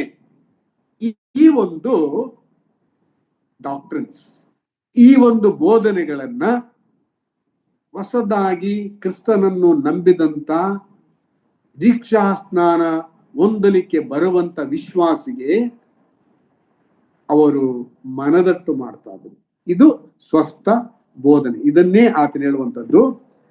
ನಮ್ಮ ಯೇಸು ಕ್ರಿಸ್ತನ ಸ್ವಸ್ಥವಾದ ಮಾತುಗಳಿಗೂ ಭಕ್ತಾನುಸಾರದ ಉಪದೇಶಕ್ಕೂ ಸಮ್ಮತಿಸದೆ ಹೋದರೆ ಕ್ರಿಸ್ತನ ಈ ಒಂದು ನರವತಾರ, ಶಿಲುಬೆಯ ಮರಣ, ಆತನ ಪುನರುತ್ಥಾನ, ದಿವಾರೋಹಣ, ತಿರುಗಿ ಬರೋಣ ಈ ವಿಷಯಗಳಲ್ಲಿ ನಂಬದೆ ಹೋದರೆ, ಸಮ್ಮತಿಸದೆ ಹೋದರೆ ಅವನು ಒಂದು ತಿಳಿದವನು, ಕುತರ್ಕ ವಾಗ್ವಾದಗಳನ್ನು ಮಾಡುವ ಭ್ರಾಂತಿಯಲ್ಲಿದ್ದು ಮದದಿಂದ ಕಣ್ಣು ಕಾಣದವನಾಗಿದ್ದಾನೆ. ಓವರ್ ದ ಪೀರಿಯಡ್ ಏನಾಗ್ತದೆ, ಕ್ರಿಸ್ತನನ್ನು ನಂಬಿದ ಮೇಲೆ ಅನೇಕ ವಿಚಾರಗಳು ನಮ್ಮನ್ನ ತಪ್ಪು ದಾರಿಗೆ ನಡೆಸುತ್ತದೆ. ಸರಳವಾದ ಕ್ರಿಸ್ತನಲ್ಲಿ ನಂಬಿಕೆ ಇಡುವುದರಿಂದ ಸಿಕ್ಕುವಂತ ಪಾಪ ಪರಿಹಾರವನ್ನ ನಾವು ರಕ್ಷಣೆ ಹೊಂದಿದ ಮೇಲೆ ಬಹಳ ಒಂದು ವಿಶಿಷ್ಟವಾದ ರೀತಿಯಲ್ಲಿ ತಿಳ್ಕೊಳ್ಳೋದಕ್ಕೆ ಹೋಗಿ ಅದನ್ನ ಕಲಬರಿಕೆಯಾಗಿ ಕಠಿಣವಾದ ರೀತಿಯಲ್ಲಿ ಅನುಸರಿಸಲಿಕ್ಕೆ ಹೋಗುವ ಸಾಧ್ಯತೆಗಳಿದೆ. ವಾಗ್ವಾದಕ್ಕಿಳಿಯೋದು, ಇದೇನು ಸರಿಯಾ, ಇದು ಹೇಗೆ ಅಂತೇಳಿ ಕುತರ್ಕಗಳನ್ನು ಮಾಡುತ್ತಾ ನನಗೆ ಗೊತ್ತಿದೆ ಅನ್ನುವಂತಹ ಆಲೋಚನೆಯಿಂದ ದಾರಿ ತಪ್ಪುವ ಅವಕಾಶಗಳಿದೆ. ಅಂತ ಕುತರ್ಕಗಳು, ಅಂತ ಜ್ಞಾನ ವಾಗ್ವಾದಗಳು ನಿಮ್ಗೆ ಏನ್ ಮಾಡ್ತಂತೆ, ಹೊಟ್ಟೆ ಕಿಚ್ಚು. Concern for Christians in India ಅಂತ ಒಂದು ಗ್ರೂಪ್ ಇದೆ, ಆಲ್ ಇಂಡಿಯಾ ಲೆವೆಲ್. ಆ ಗ್ರೂಪ್ ಅಲ್ಲಿ ತುಂಬಾ ಥಿಯಲಾಜಿಯನ್ಸ್ ಇದ್ದಾರೆ, ಚರ್ಚ್ ಲೀಡರ್ಸ್ ಇದ್ದಾರೆ, ಆರ್ಗನೈಸೇಷನ್ ಲೀಡರ್ಸ್ ಇದ್ದಾರೆ, ಬಿಷಪ್ಸ್ ಇದ್ದಾರೆ. ಕೆಲವು ಸಲ ಅವರ ವಾಟ್ಸಪ್ ಮೆಸೇಜಸ್ ನೋಡುವಾಗ ವಾಗ್ವಾದಗಳು, ನಾನು ಸರಿ ನೀವು ತಪ್ಪು ಅನ್ನುವಂಥದ್ದು ಹೆಚ್ಚಾಗಿ ಎದ್ದು ಕಾಣ್ತಾ ಇರ್ತದೆ ಅದರಲ್ಲಿ. ಸೊ ಇವು ಏನ್ ನಡೆಸ್ತದೆ, ಹೊಟ್ಟೆ ಕಿಚ್ಚು. ಇವತ್ತು ರಿಚರ್ಡ್ ಅವಾಲ್ ಅಂತ ಹೇಳುವಂತವರು ನಿಮ್ಮಲ್ಲಿ ಕೆಲವರು ಕೇಳಿರ್ಬೋದು. ಇವರು EFI ಜನರಲ್ ಸೆಕ್ರೆಟರಿ ಆಗಿದ್ರು, ಜನರಲ್ ಸೆಕ್ರೆಟರಿ ಆಗಿ ರಿಟೈರ್ಡ್ ಆಗಿದ್ದಾರೆ. ಒಳ್ಳೆ ಸೇವಕರು, ಮತ್ತೆ one of the top Indian Christian leaders ಅಲ್ಲಿ. ಅವರು ಒಂದು ಮೆಸೇಜ್ ಇವತ್ತು ಬೆಳಿಗ್ಗೆ ಕಳಿಸಿದ್ರು. ಒಬ್ಬ ನಟಿ, actress, what A friend we have in Jesus ಅನ್ನುವಂತ ಹಾಡನ್ನ ಒಬ್ಬ ಇಂಟರ್ವ್ಯೂ ಮಾಡುವ ಜೊತೆಯಲ್ಲಿ ಹೇಳಿ, ಇದು ನನಗೆ ಬಹಳ ಅಪೀಲ್ ಆಯಿತು. ಆಕೆ by birth she is not A Christian ಅಂತ ಹೇಳಿದ್ರು. ಅದಕ್ಕೆ ಅದಕ್ಕೆ ಅವ್ರು ಹೇಳಿದ್ರು, ಆ ಒಂದು ಇಂಟರ್ವ್ಯೂ ವಿಡಿಯೋನ ಒಬ್ರು ಇವರು ರಿಚರ್ಡ್ ಅವಾಲ್ ಅಂತ ಹೇಳೋದ್ರು ಗ್ರೂಪ್ ಅಲ್ಲಿ ಹಾಕಿದ್ರು.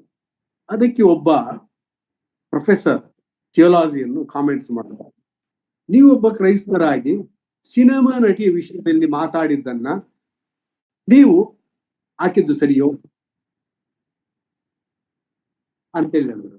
ಅದಕ್ಕೆ ಅವರು ಬಹಳ ಕೂಲಾಗಿ ರಿಪ್ಲೈ ಮಾಡಿದ್ರು. ಏನಂತ ಹೇಳಿದ್ರೆ, ಸಹೋದರ, ಅವರು ಒಬ್ಬ ವಿಶ್ವಾಸಿಯೋ ಅವಿಶ್ವಾಸಿಯೋ ನನಗೆ ಗೊತ್ತಿಲ್ಲ. ಕ್ರಿಸ್ತನ ಹೆಸರಿನಲ್ಲಿ ಆಕೆ ಆಡಿ ಇದರಿಂದ ನನಗೆ ಉತ್ತೇಜನ ಆಗಿದೆ ಅಂತೇಳಿ ಹೇಳಿದ್ದಾಳೆ. ಆಕೆ ನಂಬಿದ್ದಾಳೋ ನಂಬಿಲ್ವೋ ನಾನು ತೀರ್ಪು ಮಾಡ್ಲಿಕ್ಕೆ ನಾನ್ಯಾರು? ಇವತ್ತಿನ ದಿನಗಳಲ್ಲಿ ಕ್ರೈಸ್ತರ ಬಗ್ಗೆ ಅನೇಕ ಹಿಂಸೆಗಳು ನಡೀತಿರುವಂತ ಈ ದಿನಗಳಲ್ಲಿ ಕೆಲವರು ಕ್ರೈಸ್ತರಲ್ಲದವರು ಸಭೆಯ ಪರವಾಗಿ ಮಾತನಾಡುವರಿದ್ದಾರೆ. ಅದರಲ್ಲೂ ಕೆಲವು ದೇವರೇ ಇಲ್ವನ್ನಂತವರು ಕೂಡ ಸಭೆ ಪರವಾಗಿ ನಿಂತವರಿದ್ದಾರೆ. ನಾನು ಹಾಕಿದ್ರಿಂದ ನಿಮಗೇನಾದ್ರೂ ಹರ್ಟ್ ಆಗಿದ್ರೆ ಕ್ಷಮಿಸಿ ಅಂತೇಳಿ ಅವರು ಬರೆದರು.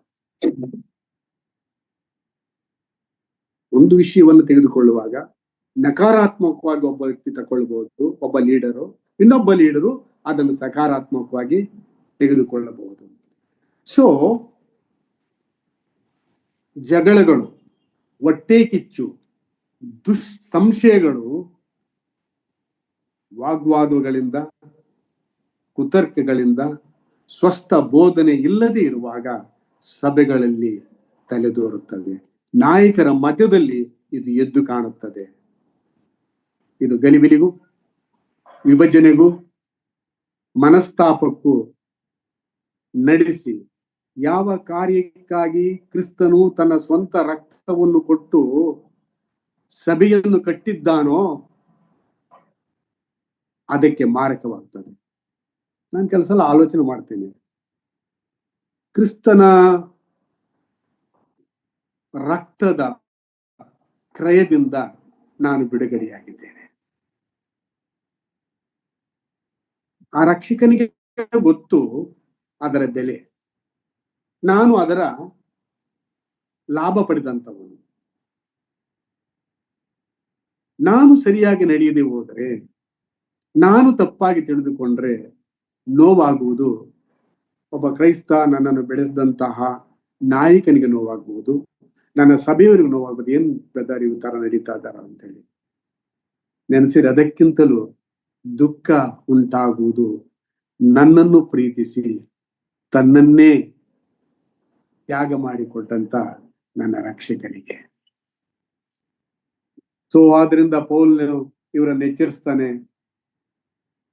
ವಿವಾದಗಳಿಗೂ ಕುತರ್ಕಗಳಿಗೂ ಎಡೆಮಾಡಿಕೊಟ್ಟು ಹೊಟ್ಟೆ ಕಿಚ್ಚು, ಜಗಳ, ದುಸ್ಸಂಶಯಗಳು ಉಂಟು ಮಾಡ್ತವೆ. ಇದರಿಂದ ಅನೇಕರು ಬುದ್ಧಿಗೆಟ್ಟು ಸತ್ಯಹೀನರಾಗಿದ್ದು ದೇವಭಕ್ತಿಯನ್ನ ಲಾಭವೆಂದು ಎಣಿಸುವರು.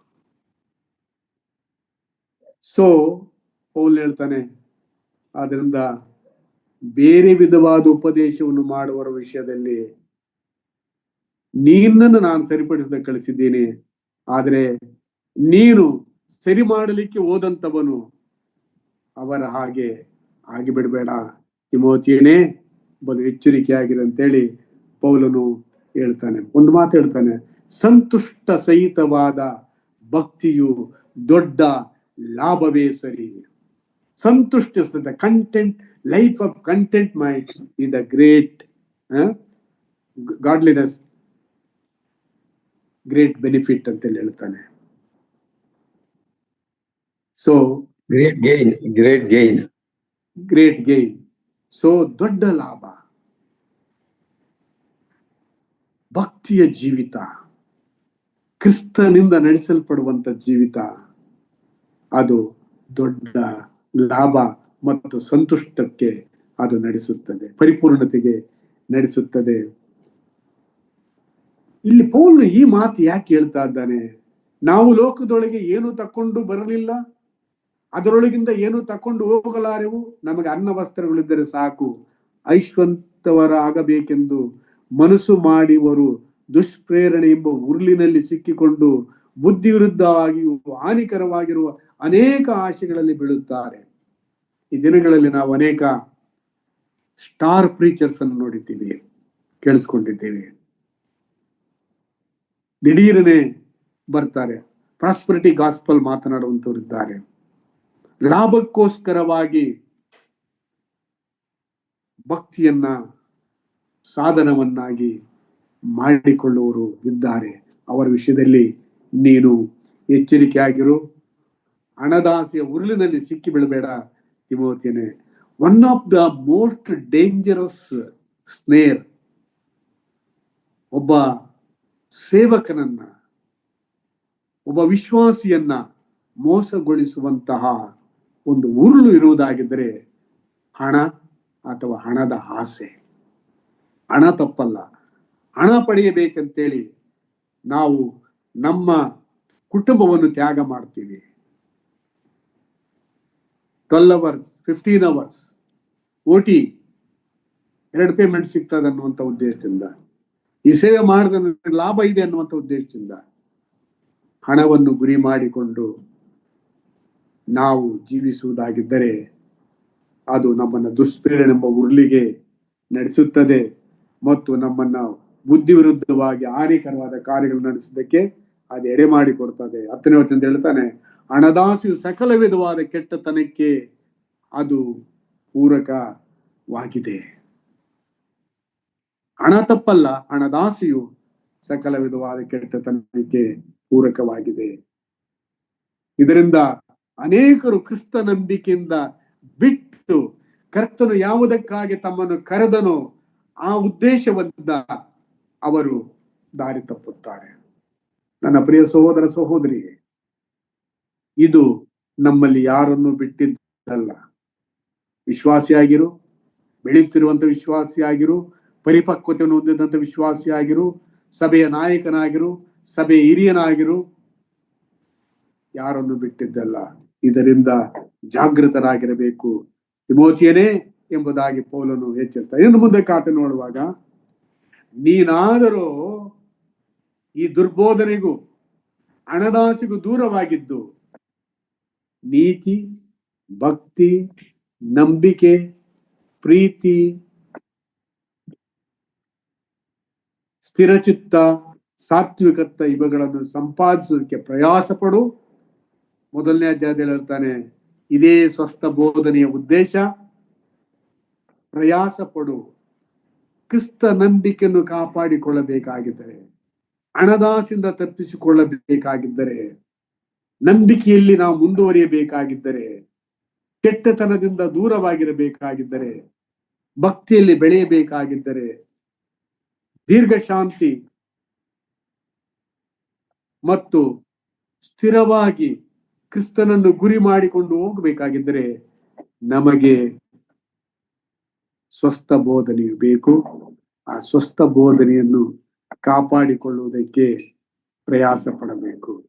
ಅನೇಕ ಸಲ ಶೋಧನೆಗಳು ಸಭೆಯವರೊಳಗಿಂದ ಬರಬಹುದು, ನಾಯಕನಿಗೆ ಸಭೆಯ ಹೊರಗಡೆಯಿಂದ ಬರಬಹುದು, ತನ್ನೊಳಗಿಂದಲೇ ಬರಬಹುದು, ಲೋಕದಿಂದ ಬರಬಹುದು. ಕ್ರಿಸ್ತಿಯ ಜೀವಿತ ಹೋರಾಟದ ಜೀವಿತ. ಪೌಲ್ ಹೇಳ್ತಾನೆ, ಇದಕ್ಕಾಗಿ ಪ್ರಯಾಸ ಪಡು. ಪ್ರೀತಿಯನ್ನ, ನಂಬಿಕೆಯನ್ನ, ನೀತಿಯನ್ನ, ಭಕ್ತಿಯನ್ನ, ಸ್ಥಿರಚಿತ್ತವನ್ನು, ಸ್ವಸ್ಥತೆಯನ್ನ ಕಾಪಾಡಿಕೊಳ್ಳುವುದಕ್ಕೆ ಪ್ರಯಾಸ ಪಡು. ಕ್ರಿಸ್ತ ನಂಬಿಕೊಳ್ಳೋರು ಮಾಡತಕ್ಕ ಶ್ರೇಷ್ಠ ಹೋರಾಟವನ್ನು ಮಾಡು. Christian life is a struggling, disappointments, depression, loneliness,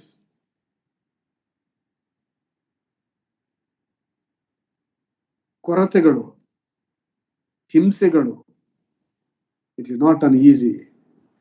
ಯೇಸು ಸ್ವಾಮಿ ಹೇಳಿದ್ದು, ಯಾವನಿಗಾದ್ರೂ ನನ್ನ ಹಿಂದೆ ಬರುವುದಾಗಿದ್ದರೆ ಬಲವಂತ ಏನಿಲ್ಲಪ್ಪ, ನನ್ನ ಶಿಲುಬೆಯನ್ನು ಹೊತ್ತುಕೊಂಡು, ನಿನ್ನ ಶಿಲುಬೆಯನ್ನು ಹೊತ್ತುಕೊಂಡು ನನ್ನ ಹಿಂದೆ ಬಾ.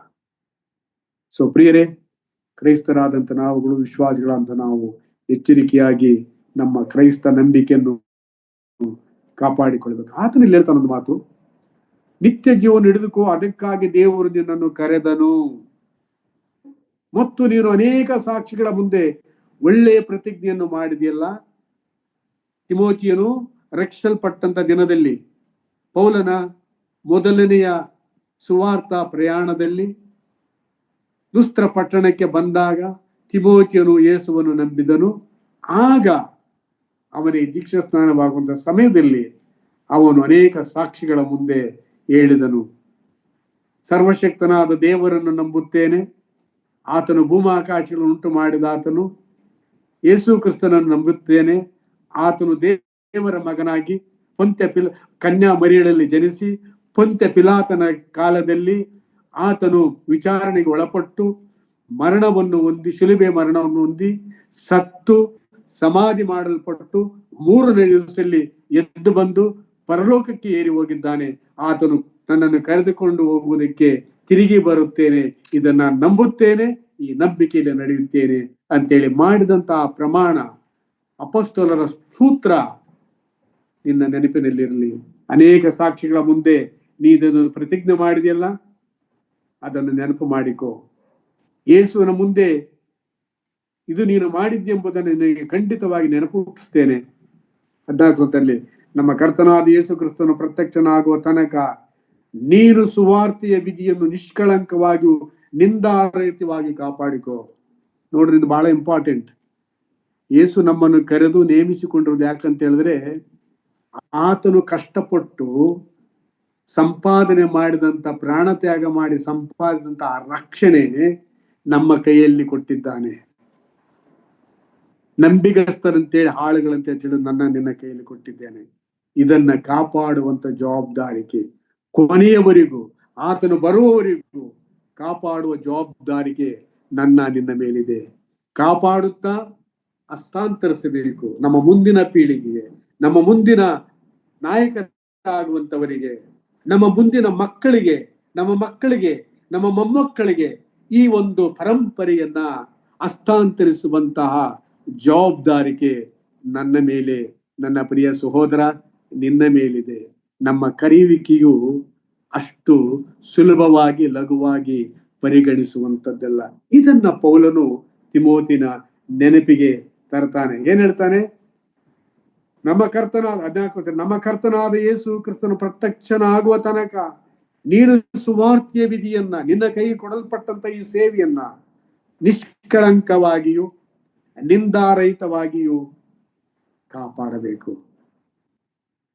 ಕೇವಲ ನಮ್ಮ ನಂಬಿಕೆಯನ್ನು ಕಾಪಾಡಿಕೊಳ್ಳುವುದು ಮಾತ್ರವಲ್ಲದೆ, ಕರ್ತನಾದ ಯೇಸು ಕ್ರಿಸ್ತನು ಯಾವ ಉದ್ದೇಶವನ್ನು ನಮ್ಮನ್ನು ಕರೆದಿದ್ದಾನೋ ಆ ಉದ್ದೇಶಕ್ಕನುಸಾರವಾಗಿ ಆತನ ಸುವಾರ್ತೆಯನ್ನ ನಾವು ಇದ್ದಕ್ಕಿದ್ದ ಹಾಗೆ ಕಾಪಾಡಿ ಇತರರಿಗೆ ಹಸ್ತಾಂತರಿಸುವಂತಹ ಜವಾಬ್ದಾರಿಕೆಯನ್ನು ಆತ ನಮಗೆ ಕೊಟ್ಟಿದ್ದಾನೆ.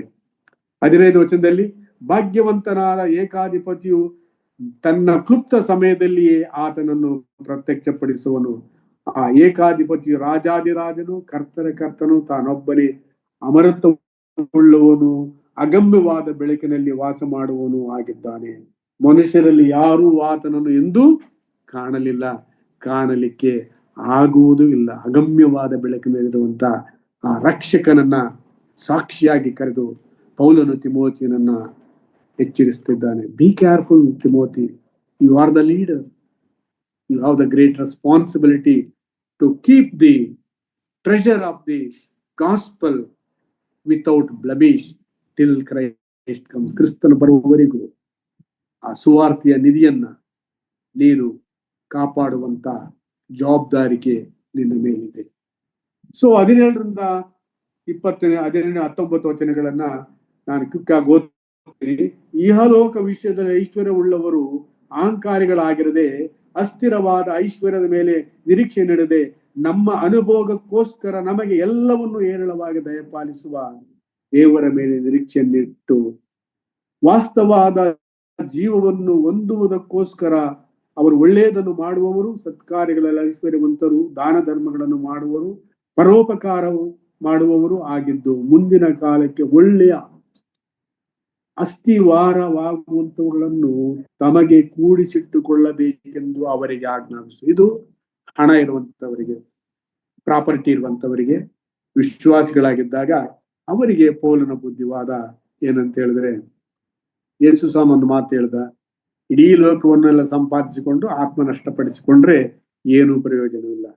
ಓಕೆ, ಕೆಲವರು ಆಸ್ತಿವಂತವರು ರಕ್ಷಣೆ ಹೊಂದಿದ್ದಾರೆ, ಅಥವಾ ರಕ್ಷಣೆ ಹೊಂದಿದ ಮೇಲೆ ಅವರು ಕಷ್ಟಪಟ್ಟು ದುಡಿದ್ರ ಅವರ ಹತ್ರ ಆಸ್ತಿ ಇದೆ.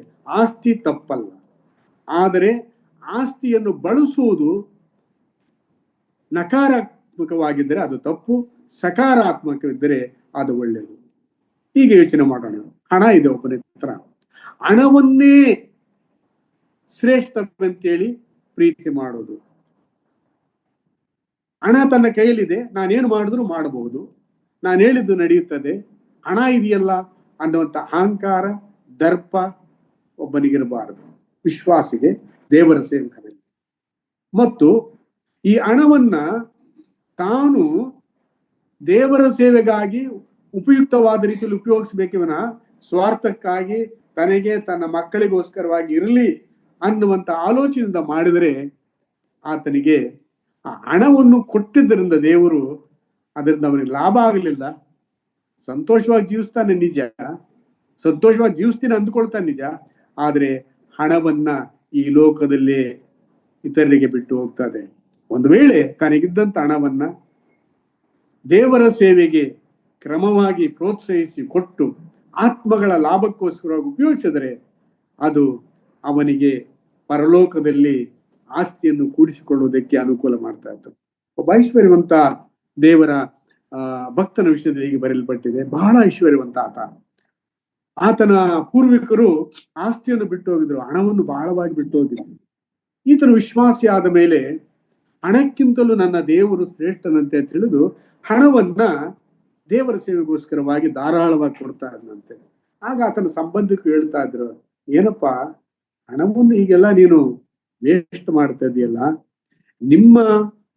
ನಿಮ್ದ ಹಣ ಅಲ್ಲ, ನಿಮ್ಮ ತಂದೆ ತಾಯಿಗಳು ಕಷ್ಟಪಟ್ಟು ಕೂಡಿಸಿದ್ರು, ಅದನ್ನ ನೀನು ಮತ್ತಷ್ಟು ಕೂಡಿಸ್ಬೇಕಾಗಿತ್ತೆ ವಿನ ಹೀಗೆ ನೀನು ಖರ್ಚು ಮಾಡೋದು ಸರಿ ಇಲ್ಲ ಅಂತ ಹೇಳಿದಾಗ ಆತನು ಹೇಳಿದ್ದೇನಂದ್ರೆ, ಹೌದು, ನನ್ನ ಪೂರ್ವಿಕರು, ನನ್ನ ತಂದೆ ಹಣವನ್ನು ಈ ಲೋಕದಲ್ಲಿ ಕೂಡಿಸಿಟ್ರು, ನಾನು ಪರಲೋಕದಲ್ಲಿ ಕೂಡಿಸಿಟ್ಲಿಕ್ಕೆ ಖರ್ಚು ಮಾಡ್ತಾ ಇದ್ದೇನೆ. ನನ್ನ ತಂದೆ ತಾಯಿಗಳು ಅವರು ಹಣವನ್ನು ಕೂಡಿಸಿದ್ರು, ನಾನು ಆತ್ಮಗಳನ್ನು ಆದಾಯ ಮಾಡಿ ಪರಲೋಕದಲ್ಲಿ ಕೂಡಿಸ್ತಾ ಇದ್ದಾನೆ. ನಮ್ಮ ತಂದೆಯು ಈ ಲೋಕದಕ್ಕೋಸ್ಕರವಾಗಿ ಕೂಡಿಸಿಟ್ರು, ನಾನು ಪರಲೋಕಕ್ಕೋಸ್ಕರವಾಗಿ ವ್ಯಯ ಮಾಡುತ್ತೇನೆ ಎಂಬುದ. ನನ್ನ ಪ್ರಿಯ ಸಹೋದರ ಸಹೋದರಿ, ಕೊಡುವ ವಿಷಯದಲ್ಲಿ ದೇವರ ಸೇವೆಗೆ ಆತನ ಪೌಲ್ ಏನ್ ಹೇಳ್ತಾನೆ, ನಮ್ಗೆ ಅನ್ನ ವಸ್ತ್ರಗಳಿದ್ದರೆ ಸಾಕು, ದೇವರ ಸೇವೆ ನಿನ್ನಿಂದ ಕೊಡುವುದಕ್ಕೆ ಸಾಧ್ಯ. ಕೊಡುವುದು ಕೂಡ ಒಂದು ಸೇವೆಯೇ. ಕೊಡುವುದಕ್ಕೆ ಕೈಯಲಾದ್ರೆ ಕೊಡು, ಶಕ್ತಿ ಮೀರಿ ಕೊಡು, ದೇವರ ಸೇವೆಗೋಸ್ಕರವಾಗಿ ಕೊಡು, ಆತ್ಮಗಳ ಉದ್ಧಾರಕ್ಕಾಗಿ ಕೊಡು, ಜನರ ಕೊರತೆಗೋಸ್ಕರವಾಗಿ ಕೊಡುವುದಕ್ಕೆ ನೀನು ಸಾಧ್ಯವಾದರೆ ಕೊಡಲಿಕ್ಕೆ ಕಲಿತುಕೊಳ್ಳಬೇಕು. ಹಣವನ್ನು ಕೂಡಿಸಿಟ್ಟು ಅದರಿಂದ ಏನೂ ಲಾಭವಿಲ್ಲದ ರೀತಿಯಲ್ಲಿ ಉಪಯೋಗಿಸಬೇಡ, ಹಣ ಉಪಯೋಗಿಸುವುದು ಎಚ್ಚರಿಕೆಯಾಗಿದೆ. ಕಡೆಯದಾಗಿ 29, 21ನೇ ವಚನದಲ್ಲಿ ಪೌಲ್ ಹೇಳ್ತಾನೆ, ಜ್ಞಾನವೆಂದು ಎಣಿಸಿಕೊಳ್ಳುವ ಸುಳ್ಳು ಬೋಧನೆಗಳಿಗೆ, ವಿವಾದಗಳಿಗೆ, ಹರಟೆ ಮಾತುಗಳಿಗೆ ದೂರವಾಗಿದೆ. Don't spend your time idly, unnecessary talk. ಬೇರೆಯವರ ವಿಷಯದಲ್ಲಿ ಸಮಯವನ್ನ ಕಳೆಯಬೇಡ. ತಿಮೋತಿಯನು ಚರ್ಚ್ ಲೀಡರ್, ಏನು ಮಾತಾಡ್ತಾನೆ ವಿಷಯದಲ್ಲಿ ಚಿಂತೆ ಆಗಿರುತ್ತೆ. ಹರಟೆ ಮಾತು ಬೇಡ, ಪ್ರಾಪಂಚಿಕವಾದ ಮಾತು ಬೇಡ, ವಿವಾದದ ಮೇಲೆ ದೂರವಾಗಿದ್ದು ನಿನ್ನ ವಶಕ್ಕೆ ಕೊಟ್ಟಿರುವುದನ್ನೇ ಕಾಪಾಡು. ಸುವಾರ್ತೆ ಸಾರುವುದು, ಶಿಷ್ಯರನ್ನಾಗಿ ಮಾಡುವುದು, ನಾಯಕರನ್ನು ಬೆಳೆಸುವಂಥದ್ದು ಸಭಾ ಸೇವಕರ, ಸಭಾ ಹಿರಿಯರ ಕರ್ತವ್ಯ. ಈ ಒಂದು ದರ್ಶನವನ್ನು ಬಿಟ್ಟು ನನ್ನ ಪ್ರಿಯ ಸಹೋದರ ಸೇವಕರುಗಳೇ, ನೀವು ಬೇರೆ ಏನಾದರೂ ಆಲೋಚನೆ ಇಟ್ಟುಕೊಂಡಿದ್ದರೆ ದೇವರು ಅದಕ್ಕೆ ಒಪ್ಪುವುದಿಲ್ಲ. ನಿಮ್ಮ ವಶಕ್ಕೆ ಕೊಟ್ಟಿರುವುದನ್ನ ನೀವು ಕಾಪಾಡಬೇಕಾಗಿದೆ. ಪೌಲನು ಎಚ್ಚರಿಕೆ ಕೊಟ್ಟು ಇದನ್ನ ಹೇಳ್ತಾನೆ, ನಿನ್ನ ವಶಕ್ಕೆ ಕೊಟ್ಟಿರುವುದನ್ನ ಕಾಪಾಡು. ಕೆಲವರು ಸುಳ್ಳಾದ ಬೋಧನೆಗಳನ್ನ, ಜ್ಞಾನವನ್ನು ಅವಲಂಬಿಸಿ ಕ್ರಿಸ್ತ ನಂಬಿಕೆಯಿಂದ ಭ್ರಷ್ಟರಾಗಿದ್ದಾರೆ. ಅನೇಕ ಸೇವಕರುಗಳು ಭ್ರಷ್ಟರಾಗ್ತಾ ಇದ್ದಾರೆ. Day in and day out ಮ್ಯಾಗಝಿನ್ಗಳಲ್ಲಿ ಓದ್ತೀವಿ, ನ್ಯೂಸ್ ಪೇಪರ್ಗಳಲ್ಲಿ ಓದ್ತೀವಿ, ಸಭೆಯವರ ವಿಷಯದಲ್ಲಿ ಕೇಳಿಸ್ಕೊಳ್ತೀವಿ. ನನ್ನ ಪ್ರಿಯ ಸಹೋದರ ಸಹೋದರಿ, ಈ ಒಂದು ಟ್ರಾಪ್ಗೆ, ಈ ಉರುಳಿಗೆ ನಾವ್ಯಾರು ಸಿಕ್ಕ ಬೀಳದಾಗೆ ದೇವರ ಕಡೆಗೆ ನಾವು ದೃಷ್ಟಿ ಇಡೋಣ. ನಮ್ಮನ್ನು ಆತನು ಕರೆದು ನಂಬಿಗಸ್ತರಂತೇಳಿ ತನ್ನ ಸುವಾರ್ತೆಯ ನಿಧಿಯನ್ನ ನಮ್ಮ ಕೈಗೆ ಕೊಟ್ಟಿರುವುದನ್ನ ಭಯಭಕ್ತಿಯಿಂದ, ಆತನ ಮೇಲಿನ ಪ್ರೀತಿಯಿಂದ, ಆತನ ನಮಗಿಷ್ಟೆಲ್ಲ ಒಳ್ಳೆಯದನ್ನು ಮಾಡಿದ್ದಾನೆ, ನಾನು ಆತನ ಋಣವನ್ನು ಹೇಗೆ ತೀರಿಸಿಕೊಳ್ಳಲಿ, ಆತನನ್ನು ಕೊಟ್ಟಂತ ಈ ವಿಧಿಯನ್ನ, ಸುವಾರ್ತೆಯ ವಿಧಿಯನ್ನ ನಿಷ್ಕಳಂಕವಾಗಿ, ನಿಂದಾರಹಿತವಾಗಿ ಆತನ ಮಹಿಮೆಗಾಗಿ ಉಪಯೋಗಿಸಬೇಕು ಅನ್ನುವಂತಹ ಪೌಲನ ಎಚ್ಚರಿಕೆಯ ಮಾತುಗಳನ್ನ ಬೆಳಕಿನಲ್ಲಿ ನಮ್ಮ ವೈಯಕ್ತಿಕ ಜೀವಿತವನ್ನ ನಾವು ಪರೀಕ್ಷೆ ಮಾಡಿಕೊಳ್ಳೋಣ. ಕ್ರಿಸ್ತನೊಟ್ಟಿಗಿರುವಂತಹ ಸಂಬಂಧವನ್ನ ಆಲೋಚನೆ ಮಾಡೋಣ. ಆತನು ಹೇಳ್ತಾನೆ, ಒಂದು ವೇಳೆ ಇದರಲ್ಲಿ ತಪ್ಪಿ ಹೋಗಿದ್ದೆ ಅಂತ ಹೇಳುವಂತ ಅರಿವು ನಿನಗಾಗುವುದಾಗಿದ್ದರೆ ನಮಗೆ ಆತನ ಬಳಿಗೆ ಬರಲಿಕ್ಕೆ ಯಾವಾಗಲೂ ಅವಕಾಶವಿದೆ. ಕರ್ತನು ದೀರ್ಘ ಶಾಂತಿ ಉಳ್ಳ ಆತನು. ನಾವ್ಯಾರು ನಾಶವಾಗುವುದಲ್ಲ, ಆತನು ಇಷ್ಟಪಡುವುದಿಲ್ಲ. ನಮ್ಮ ಪಾಪಗಳನ್ನು ಒಪ್ಪಿಕೊಂಡು ಅರಿಕೆ ಮಾಡಿದರೆ ಆತನು ನಂಬಿಗಸ್ತನು, ನೀತಿವಂತನು ಆಗಿರುವುದರಿಂದ ನಮ್ಮನ್ನು ಸಕಲ ಅನೀತಿಯಿಂದ ಬಿಡಿಸಿ ತನ್ನ ಮಕ್ಕಳನ್ನಾಗಿ ಸ್ವೀಕರಿಸಿ ನಮ್ಮನ್ನ ಪುನರುಜ್ಜೀವನಗೊಳಿಸಿ ಪುನರ್ ಪ್ರತಿಷ್ಠಿಸಿ ತನ್ನ ಸೇವೆಯಲ್ಲಿ ಉಪಯೋಗಿಸ್ತಾನೆ. ಆತನ ನಾಮಕ್ಕೆ ಸ್ತೋತ್ರವಾಗಲಿ. ಸೇರಿ ಬಂದಂತ ನಮ್ಮೆಲ್ಲರಿಗೂ ವಂದನೆಗಳು.